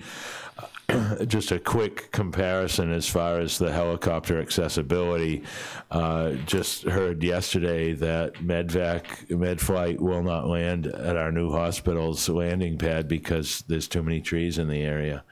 And, you know, and these are just little pine trees, you know, at the park next door. So as far as I know, maybe there's some larger trees in the cemetery that it's next to there. But Mr. Chairman, Dave, on looking at your matrix from before, I think it's interesting that the last two items on the matrix, which is the emergency public boat ramp and the hazardous waste, are the last two items. But I think we're got a jump on the hazardous waste. But as far as emergency boat ramp, I think we haven't visited that in a while. Well, and part of that conversation the other night about down past Charlie Sales, that really is, having built a few boat ramps around here, that really is the only area that could possibly be used that I know of with the exception of Children's Beach, but that's sand, and that's very difficult because you'd have to put Moby mats down and stuff like that. But I think and I'd be willing to do this, investigate how to firm that plan up to use that area down there as an emergency ramp. Even though there's no ramp and it's very shallow and the conditions are. But it's used. No, a lot of people use it. Yeah. You know, there was an alternative. You know, we did a study years ago about where we could put these things, and we tried to shoehorn one. We actually did a design. We tried to shoehorn one in at Francis Street, but we just couldn't get the turning radius in the park. We also tried to look at putting one in at Pulpus, but the town-owned land, we don't own enough land to put in a turning radius there. The idea there was to build a little pier with a floating dock and put an emergency ramp in there, but we don't have the turning radius because conservation owns on one side, the other side is owned by private property, and the land bank property doesn't work. So I think this is probably one of the last places that an emergency ramp could be put in. I don't think you're going to be able to dredge to make it permanent, but I think to come up with a plan to be able to set it up in an emergency, and along with that, I would like to keep that on the goals and objectives, and then I would like to add one, which is the Chapter 91 compliance stuff, which ties into the Great Harbor Yacht Club, which is supposed to have a annual emergency haul out protocol set up to haul boats, as Bobby DaCosta said the other night, to haul boats prior to a storm. So but Chapter 91 compliance, not only for Great Harbor Yacht Club, I wouldn't want that listed as a goal and objective, just Chapter 91 compliance island-wide, because I know I was down there the other day to a couple other locations, and I found a few other places that are not in compliance. And I've talked to Coastal Zone Management, I've talked to DEP as for how the mechanism to get this enforced, if you will. And I think that's something that we don't want to lose. I'm sorry to have my back here. We don't want to lose public access. We don't want to lose the things that we have in place for emergencies, for oil spill containment, the fuel delivery, several different things that we don't want to lose. And Chapter 91 is the vehicle. And I meant to bring it, but I printed out their Chapter 91 license. But again, I'm not just singling out Great Harbor Yacht Club, but I printed out their license the other day, and I understand they're going to have a change of management, but I want to have a mechanism in place where we can go in with the new management people and go down this list of things that they have to comply with. So I've noticed that there's no trespassing signs on Travel Lift Way now. You're not allowed to drive down there or walk down there anymore. And I have but how can that be if there's a public way all the way around? Yeah, and I have the plan that shows where the signs are supposed to be that says open 24 hours a day. Right. So, but Chapter 91 compliance is something that I would like, and the boat ramp, emergency boat ramp, and I think we're all in agreement on the hazardous containment. Sure. I have a couple things I'd like to maybe. Well, quickly on the boat ramp thing, because this was one of my first things when I got here 4 years ago on the board, but something I really feel the town is overlooking is the town's own need for a solid fill pier. When I speak with agents that work at Steamship Authority, they're tired of all the activity there. And we ought to be tired of all that activity that has to cross down South Water Street and across the bottom of Main Street and all the way across Washington Street. And the only likely place for the town's own solid fill pier is piggybacked alongside Great Harbor Yacht Club and what Mr. Prunk calls Travel Lift Way. I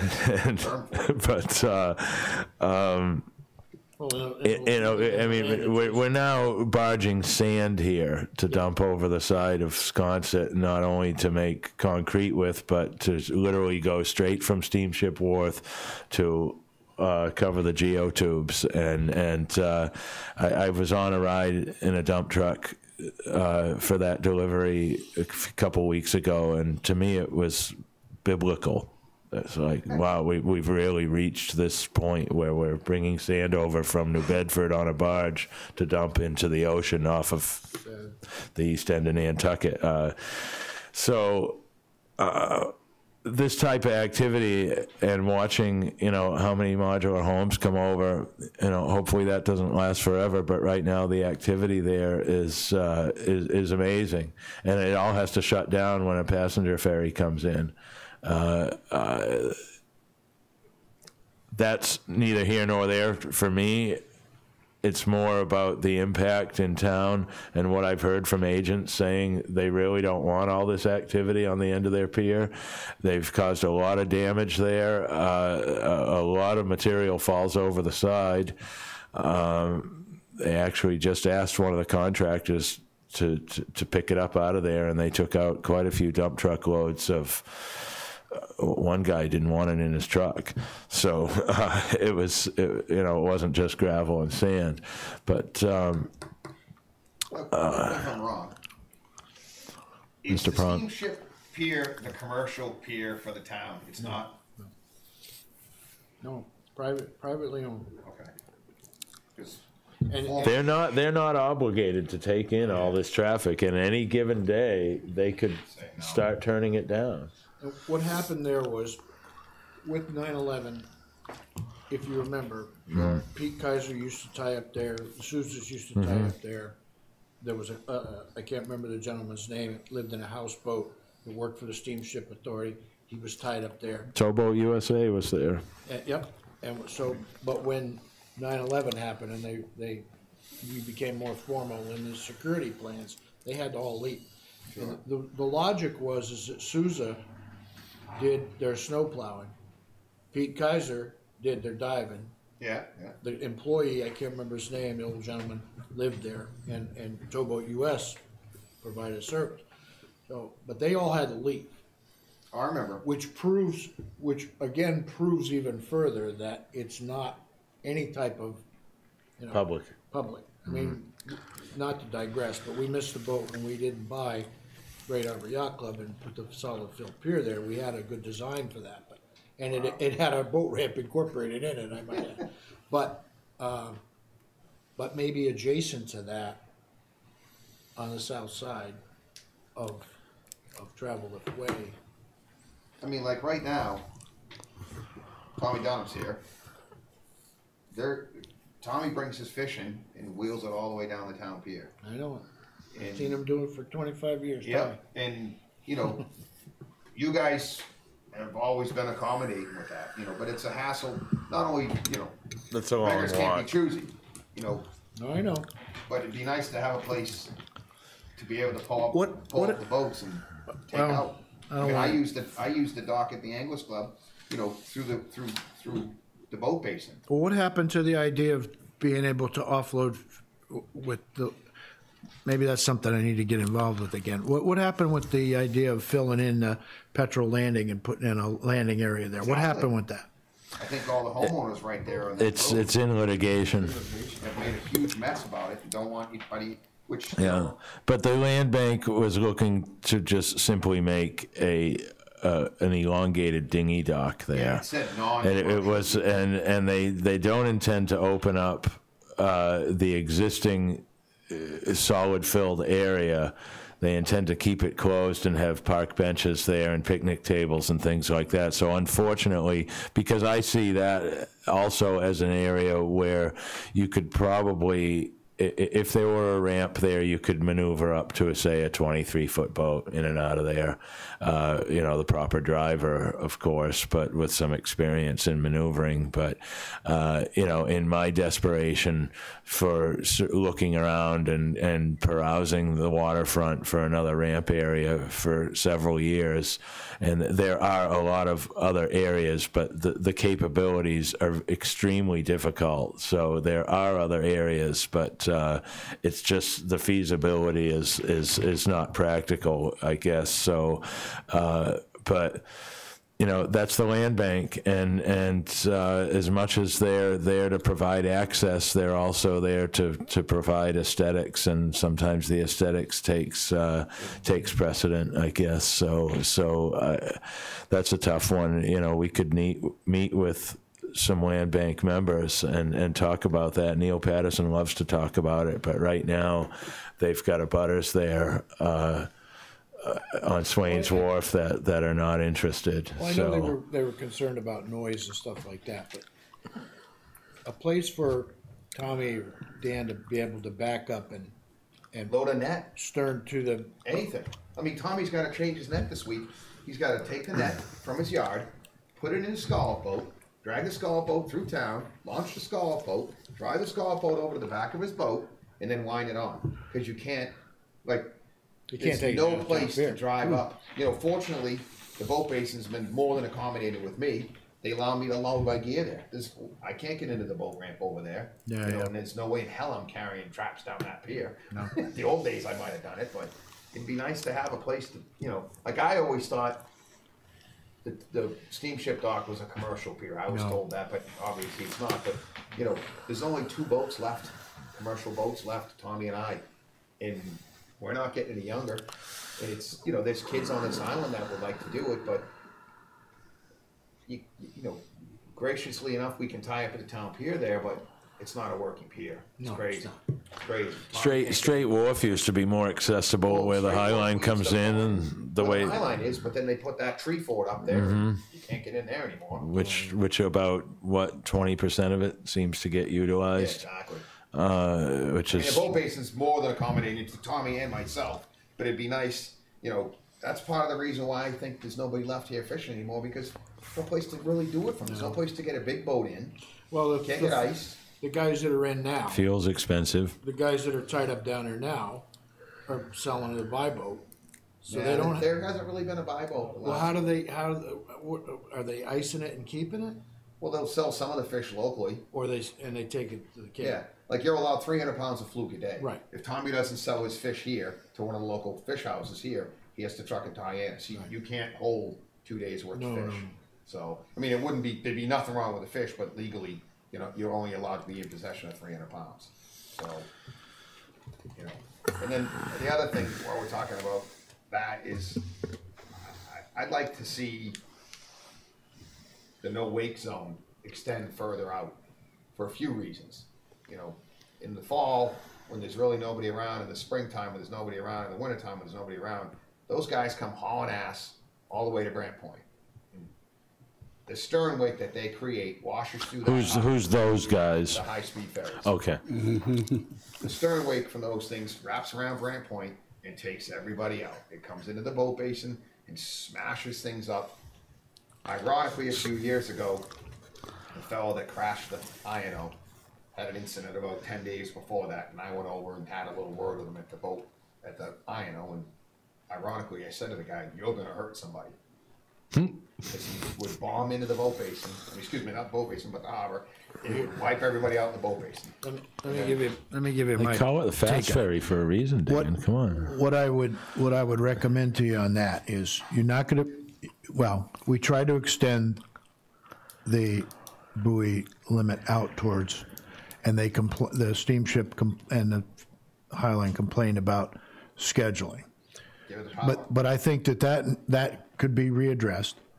But second of all, what used to happen is I would write them a letter in the spring, reminding them about the no wake zone, and then you only have to fine them $300 one time, and then the word gets out. Yeah. So my recommendation on that would be is to request the harbor master to write the High Line and the steamship and the boat out of Harwich. What's the name of that boat, Tommy? Freedom. Freedom.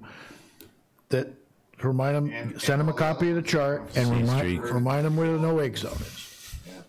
Not only is the wake dangerous, but we haven't had a scallop set in the horse shed.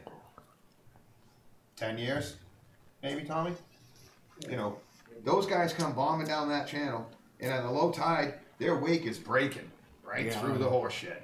And that can't be good for the eelgrass in the horse shed. You know, and ironically, now the high-speed boats have been here more than 10 years, but there's a lot more of them now, and they just seem to, you know, I give them static on the radio when they're bombing down. You know, all those no wake boats don't they don't apply to you apparently. Well, you notice that they slow down going into Hyannis. Oh, without a doubt. That's because they get a ticket if they don't. Yeah. And you only have to do it to one of them, one time.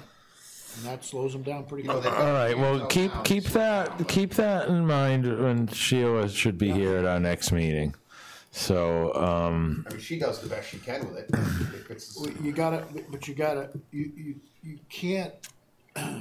You can't contact the individual captains. You've got to contact the company and have the port captain tell at their meeting, say to them, hey, we got a letter from the harbor master in Nantucket, you need to slow the hell down. Observe the no wake zone. And they'll comply. Yeah. If they're worried about schedules, once they get out past the end buoy, hook it up. Jiggle it up, man. I got a few things. Those are just my hot topics right now. Well, if you want to condense it and just mention what the things are, you know, that's what we're here to do. I'd like to see us wrap up in the next 15 minutes, but I want to give any other board members a chance. You want to see? I was wondering. Tom. I was wondering where we are on alternative mooring. I mean, I see that it says here there was a pilot project in 2017. Mm-hmm. I don't know is that still something that exists as important? It still exists as being important to us. But the harbor master has told us they're leaving it lie. There was going to be a pilot project to test some of these out. And that was going to a year ago we were thinking it was going to happen this spring. I don't have But all the money that might have went toward that, plus the effort, went toward the repairing of the town pier and the floating docks. And Sheila just came in. Sheila Lucy, our harbor master, said, that pilot project is not going to happen in the spring of 2019 because of this, because we need to repair the pier. And that's where our efforts are going. So it's not forgotten. And the person who championed it on our board was Frederick McClure, Fritz, who's on the planning board. Well, I'd be interested in being involved with that. Do you know Fritz? No, but I could contact him. He did a lot of research. He talked to a lot of different harbors. In particular, he was in touch with the harbor master at Marion Harbor, and they use all helix moorings. At this point, our harbor master is not privy to the helix mooring because of several reasons, and so he put a lot of passion into this, and I applaud Fritz for it. And I mean, personally, I'd like to see it continued. I think the mushroom mooring is kind of like, outdated. And so many other things, and it does cause damage to the bottom. And sure, they're not all shellfish beds areas, but how do we know that? I mean, Washington Street was always a seed bed area for scallops, quahogs. You could always find them in there, and so mooring fields are habitat for shellfish. And personally, the way the Helix is set up, I think it's an awesome way to go. And, you know, I also feel that we should be encouraging some type of a mooring field outside of the harbor, outside of the jetties completely, and limiting the amount of boats that are moored in the harbor itself. Well, I'll get a hold of Fritz. Why don't we keep it on the list, and I'll get his files and try to keep that thing alive. There's Helix are tough because you have to have the machine to put them in, and the guy that did that here doesn't do it anymore. The guy that did Marion passed a bylaw that every mooring in the place is a Helix. But a guy named Charlie Bradley was our master. He's a great guy. But anyway, there are other alternatives other than a Helix. There's heavy door moors, which are a pyramid-looking anchor. Okay. But it's all in the chain and the road of what's doing the scour. Yeah, it's so. But there are alternatives. I mean, we came up with ideas years ago in the harbor plan where beetle cats, a string of beetle cats, you could have a heavy mooring at each end. And run a line off of that. There's all kinds of alternatives. Well, so Helix is not time. Let's just keep this on, and I'll be the point person on this. Yep. Okay. Dave, are you sure Nantucket Marine doesn't have that equipment anymore? You know, I don't. I was talking to a small mooring handler who said if the Helix was more, if there was more interest in it, he'd be willing to buy to have the to invest in the equipment. So Nantucket Marine is very. I have my boat service there. They're very interested in Helix moorings. Well, they did it before. Yeah. So. But they had a barge. But, I mean, it was. Wasn't it Gary? Yeah, Gary did it. So we'll put that keep it on the list, and why don't we? And there are a few Helix. There are a few out there. Over by Children's Beach, I understand. There's a few there. There's a few over at my Washington Street. Great Harbor Yacht Club, Gray Lady Marine had a few, and they were specific for specific reasons. They all have to be fitted with, quote, a Glowacki cap. Which is a cap that goes over the top. The shank sticks out, and there's a cap that goes over the top of that, so a scallop dredge can go over that. So they all have to be outfitted with that. They have their place, but they're tough in a shellfish bed. But the Glowacki cap, see, all moorings have to be out of the water by October 15th. You're not gonna pull these things out. You're not gonna unscrew you cap them. So you cap it, and it works. I don't see why they can't be buried below the surface, twisted in further, You can drive the ship. and keep a nylon strap on it of sorts to locate it. Or now with today's technology, can't we GPS locate They them? have a little fiberglass whip that sticks up. There you go, like people put out, right. so you don't run over their front lawn. Exactly. You know, but they're flexible, you know, and there has to be a better way. And every time we brought this up, you know, on Sheila's behalf, she really was not crazy about these discussions, but, you know, and you should know that ahead of time, Tom, that our harbor master at this point, you know, because the few helixes that are left in existence, they have chain on them. So it might as well be a mushroom. Yeah. Well, if I were her, and the mushrooms are keeping the boats in the water, you know, with the winds that we don't pull them out at 40 or 50, then she's pretty happy because the boats aren't coming ashore. Well, the beauty of the mushroom is if your boat's banging my boat, then we drag your boat over 6 feet and we're done for the day. But you can do that with a door moor. And the door moor with a rubber band, with a little short piece of chain and a rubber band, will do the same thing. Okay, well, we'll look at all the alternatives, but You keep a boat? I have a boat. I mean, I was, I have a boat I in Monomoy. had Fritz in the middle almost, of the eelgrass that it's all broken up by my boat and I had Fritz almost convinced in just investing in his own door more, using it and monitoring its performance, and really, I mean, I don't think there's one in existence on the island, and if there is, it's not being With a door more? Yeah, She'll use them to her credit. for the I know buoys. she doesn't want to talk about this, but to her credit, she uses them for all of her buoys, for all of her aids to navigation.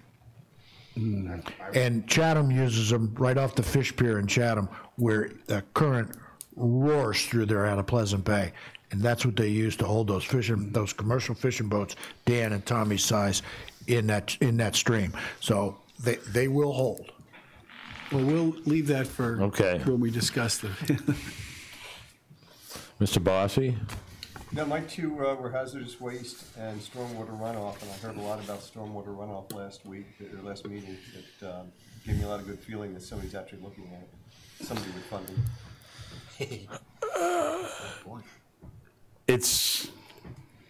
It's on the radar, but right now, I don't think anything's being implemented. Not the corrective action, you mean? Correct, yes. No, I know, it's being studied, but, and monitored. Yeah, I have recharge systems. I don't understand why we don't require recharge systems where, there is no runoff permitted from a development now. We're putting all these little subdivisions in and some not so little. There's no requirement that they put in any kind of recharge system where they take all their own runoff and bury it in the ground and let it seep itself out underground. And No, our streets are runoff areas. Everything goes into the streets here. no, and that was something I watched be implemented in a fair-sized town, and they just made it a requirement. You couldn't run off anymore, and for any subdivision, any commercial property, you had to dig up your parking lot, put in a recharge system under, and then put your parking lot on top of it. If you were big, Walmart and those guys, it was massive undertakings, but it worked. Cleaned up a whole bay. So. Any type of, oil separation, filtration put into any of the I could read up on it. I mean, I can go find the published material and see. I don't know. I watch it. and some of that has been implemented here, but then it was never monitored Well, or that's what I'm maintained. It has to be maintained, right? And then what's the effects of all this mulch that everybody spreads? And the first rain we get, it's washing down the gutter and into the storm drains. And is it going to clog these oil separators and make them useless anyway? I mean, we've got a lot of stuff washing out of people's yards that we're not even aware of. And people just don't see it. And I go out on my little visual rides every day, and when I see all this mulch being spread, it drives me nuts because I know it's washing out and clogging up our catch basins. So I feel, we've created, Mr. Franz is very familiar with the Washington Street Extension filtration system. That whole Washington Street area we were talking about earlier was a huge dirt parking lot. And now it's this, there's a sign there that says wetland at work, but it's not at work. It has not been maintained. And they took a lot of real estate away from us to create that. That's where all the paint. The used paint used to be stored. Well, and we've got outfall pipes at Easy Street in the Nantucket Yacht Club Basin and Washington Street next to the town pier, and these outfall pipes are taking water from miles away, literally, and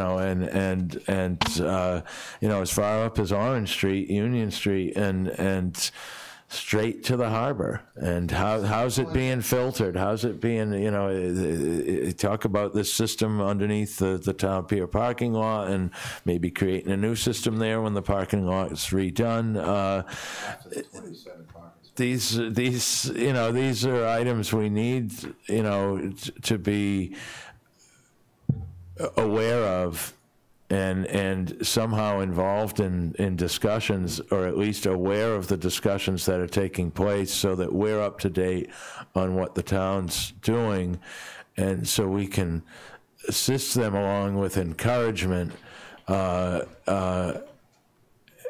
versus finding out later that maybe they might have made a decision that could have been improved upon more with some more thought process in play.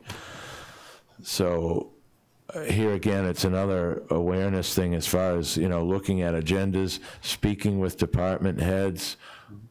When are you going to be talking about this next? Is there another meeting? Is there a department head meeting? Is there a forum?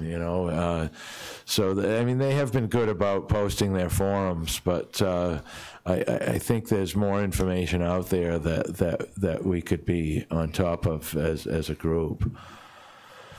Mr. Brace, any items? Yeah. Dave, do you know if the shellfish management plan, is it complete? I know, Riley, it is, right? Okay, so that's not on my list anymore. But do they have an implementation group? There's no implementation committee, but they're talking about. That's what I meant, implementation. And lumping it all together. Okay, that's what I thought. Lumping them both together? Okay. So my only other issue is something that's just sort of never goes away, is the amount of activity that is at Pocomo Point in the summertime. The kiters, I know Sheila puts buoys out on either side of the point, inside of which the kiters aren't supposed to launch. But I know, because I kayak that area a lot, they do launch.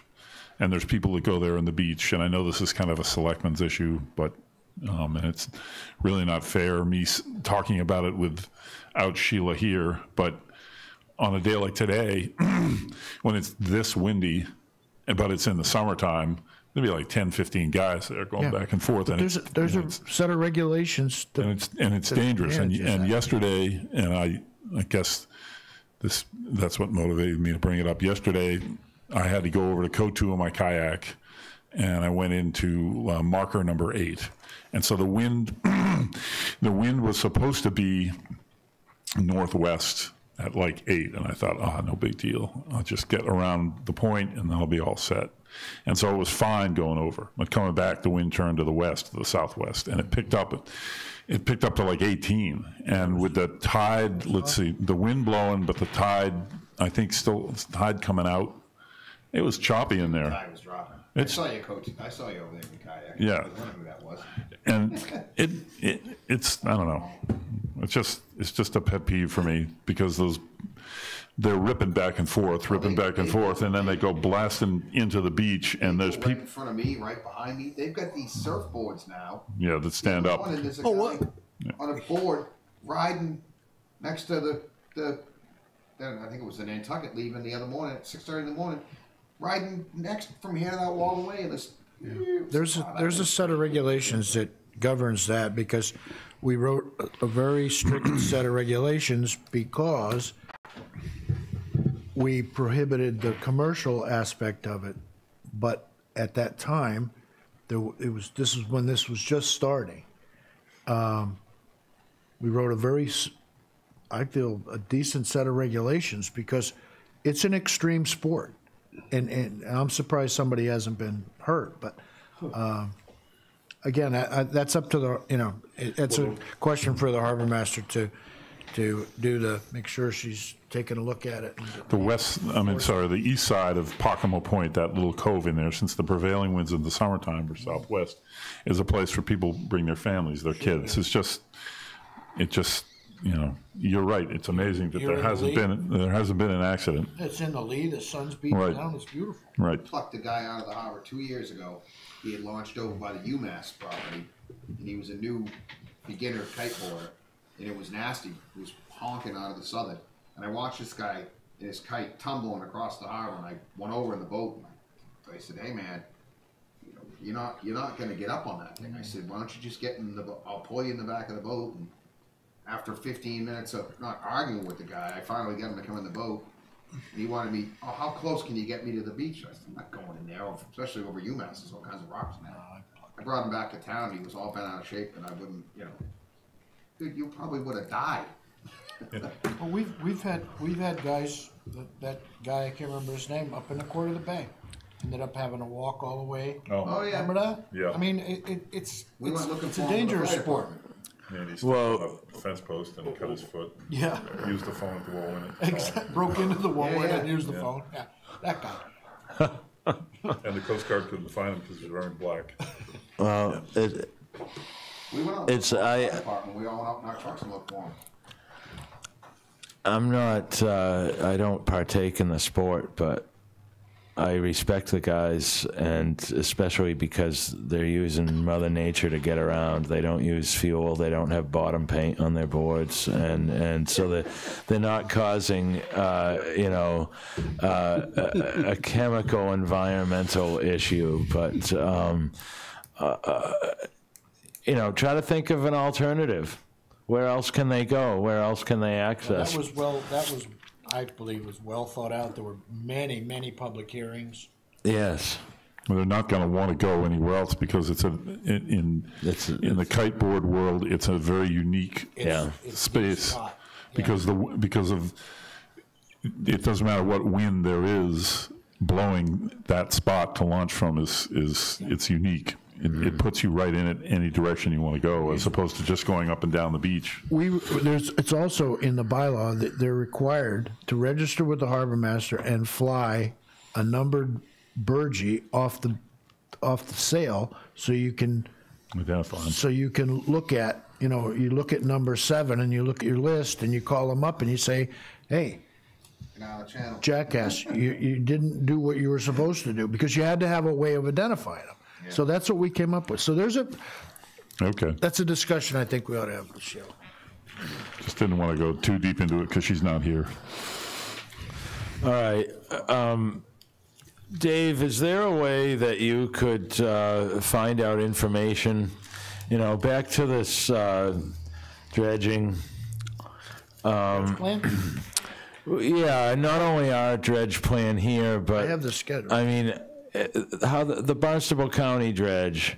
Yep. And I'd have to look back in this article and see which town I met. was doing dredging for shellfish bed improvement. Oh yeah, I met with them. I'll find out. And I'd just love to keep, No problem. No, that's easy.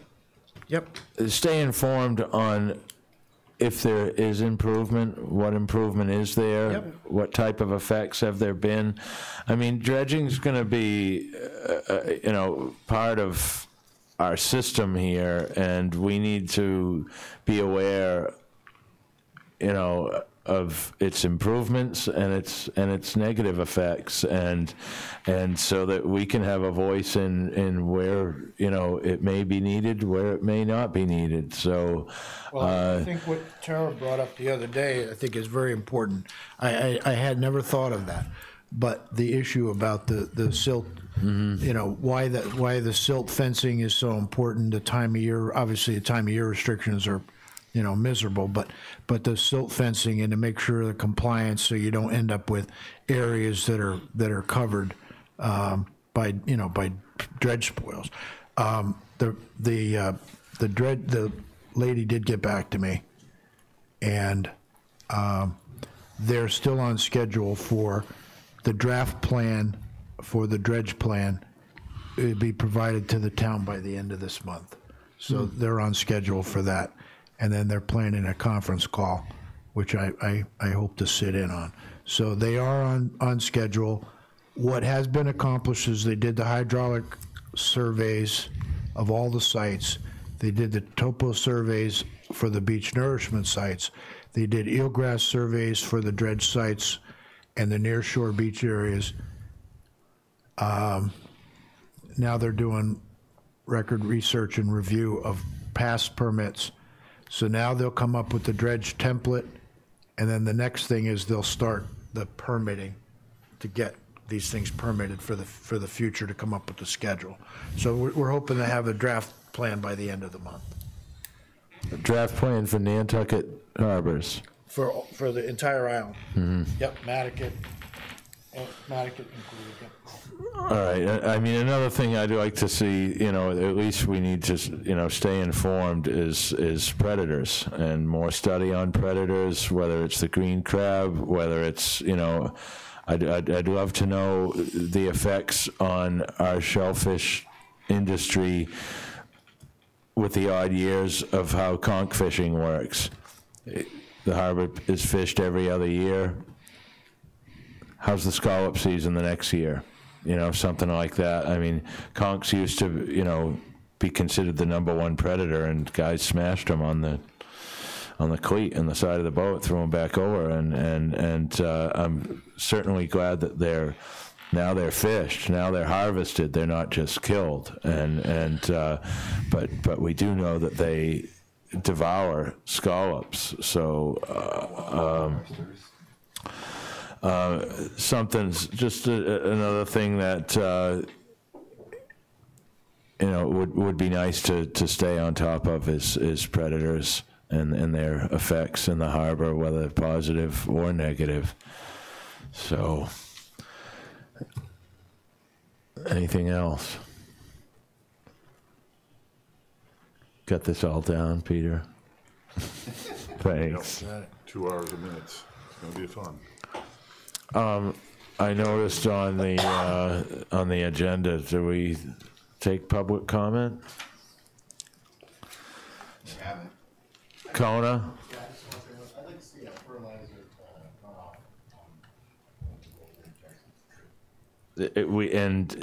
And which it was there before, and it wasn't Fritz on Yeah. some type of Fritz, I don't know if he was on the committee, but he was on the committee. I think he was. Is it called the Fertilizer Abatement Committee? What is it called? The Fertilizer Advisory. So, if another thing we need to kind of stay on top of and be proactive about. Hopefully some regulations are changing that are more in our favor to be localized. And of course, our health director, Roberto Santa Maria, is aware of what's going on. He mentioned at the Pond Forum meeting that there were some possible regulation changes in the pipeline that would help us have some more local control, which is really exactly what we need, I feel, is much more local control on the fertilizer. Mr. Pronk. I believe at one of the meetings we had, there's no way for the town to put a law in that states that the people that sell fertilizer here on the island can only sell approved fertilizer. Is that something we can't do? Can't. We go to these places and just say, listen, we recommend, or the fertilizer committee recommends these 3 or 4 types of fertilizer are only to be used.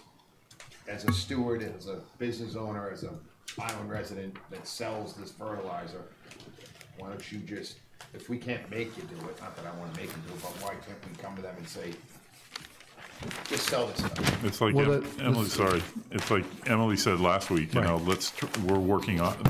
Land Council was working on trying to classify, trying to label the fertilizers in the store, saying these fertilizers here are compliant with what Nantucket is doing, so that at least people know and they can make the choice without them being banned. Sorry. No. That's exactly what I was going to say. It's the Board of Health. It's the Board of Health drives that. Why can't we have a town bylaw that states these are the approved fertilizer? It's the only ones you can use. As far as the honor system goes, I remember a discussion about somebody went out and asked all the suppliers of the fertilizer and pesticides to use to offer organic products, and there's one supplier on the island that absolutely refused.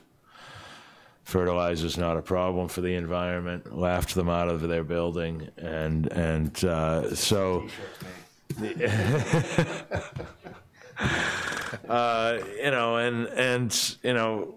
we've had landscapers say it's a non-issue. You're jumping up, you're barking up the wrong tree, and I've seen it myself. Yeah. You know, those houses down by her place on North Wharf, you know, the ones that have the hanging plants right over the boat, right over the water, the landscape just leaks out, pour it in, and it just pours out the bottom and goes right in the harbor. is that and the water's blue? Yeah, exactly. That ain't so much fertilizer.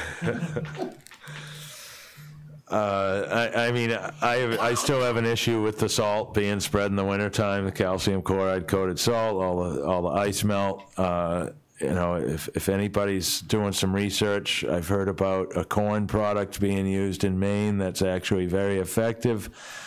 Whether it's safer for the environment, I'd like to think a corn product would be safer than calcium chloride, but you know, we added corn to our fuel, and that hasn't worked out so well. But maybe it'll work better as a sticky, you know, surface gripper. So because, as we all know, our director of the DPW is in favor of keeping our streets heavily salted, and seeing him introducing pre-treating is really what bothered me the most, because 9 times out of 10 when we get snow here, it's rain, and they're pre-treating the streets with calcium chloride coated salt. He's hoping to outrig a brine truck from an old, one of the 2 decommissioned fire trucks, which are very good trucks and good candidates for being a brine truck. They were both pumpers. And so next we're going to see a liquid calcium chloride and salt brine spread on our streets before it rains. So I mean, you know, you used to see signs on the side of the highway on your way to Wareham, you know, on, what is it, 24 or whatever, that said, you know, it was all around the bog areas. This is a low salt in use, because it's a water source area, and our entire island's a water source area. So why are we introducing this product to the island is beyond me, because we never used it. I plowed snow on this island for over 20 years, and it was strictly sand, and that was spread, and it worked. So, but I know there's liability issues today, and some people have taken on a full-time job of trip and fall activity. So, so I know the town has that to deal with also, but there must be liability policies in place that can be in favor of the environment also. David, thank you for this research. Mr. Bossy, thank you. That's great. Tom, want to add something? I just want to say that the Steamship Authority last summer, I had a real big problem that put me out of business for a day, and they were nice enough to let me pull over where, In front of the INO. you know, where the Suses and the Tobo and the other guy, and I went in there for 3 hours, and they brought a welder in, and I got the thing welded, and it was, you know, so, I mean, they will work with you. Yeah, I've loaded nets over there with you before, over the steamship. You know, but I think that was before I the like doing it. barges and things. Yeah, they're I just, don't bother anybody when I do it with the one boat to the other, and so I try and stay out of everybody's way. It's easier. I'm surprised you're still alive, for God's sake. It's all that time in West Palm. Tara, anything you'd like to add? Thank you. Great so far. Thank you. If there's nothing else, recap for next meeting. Our next meeting's June 17th. I'm not going to be here, Mr. Chairman. All right. Sorry, I've got a commitment with my son over on the Cape. And we've got to make our decision whether we do summer schedule for July or August at the next meeting, for July and August, one meeting or two. So be prepared with your answers for the next meeting. Dave, any thoughts on that now, if you're not going to be here next week? Mr. Franzuto? My suggestion would be meet your first meeting, and if we make it some progress or we feel we need to have a second meeting in July, we do it that way. That would be That's a good idea. a I suggestion. like that. Totally up to you guys. All right. Okay. If there's nothing else, I'll entertain a motion to adjourn. So moved. Second? Is there a second? Yes. All in favor? Aye. Aye. Aye.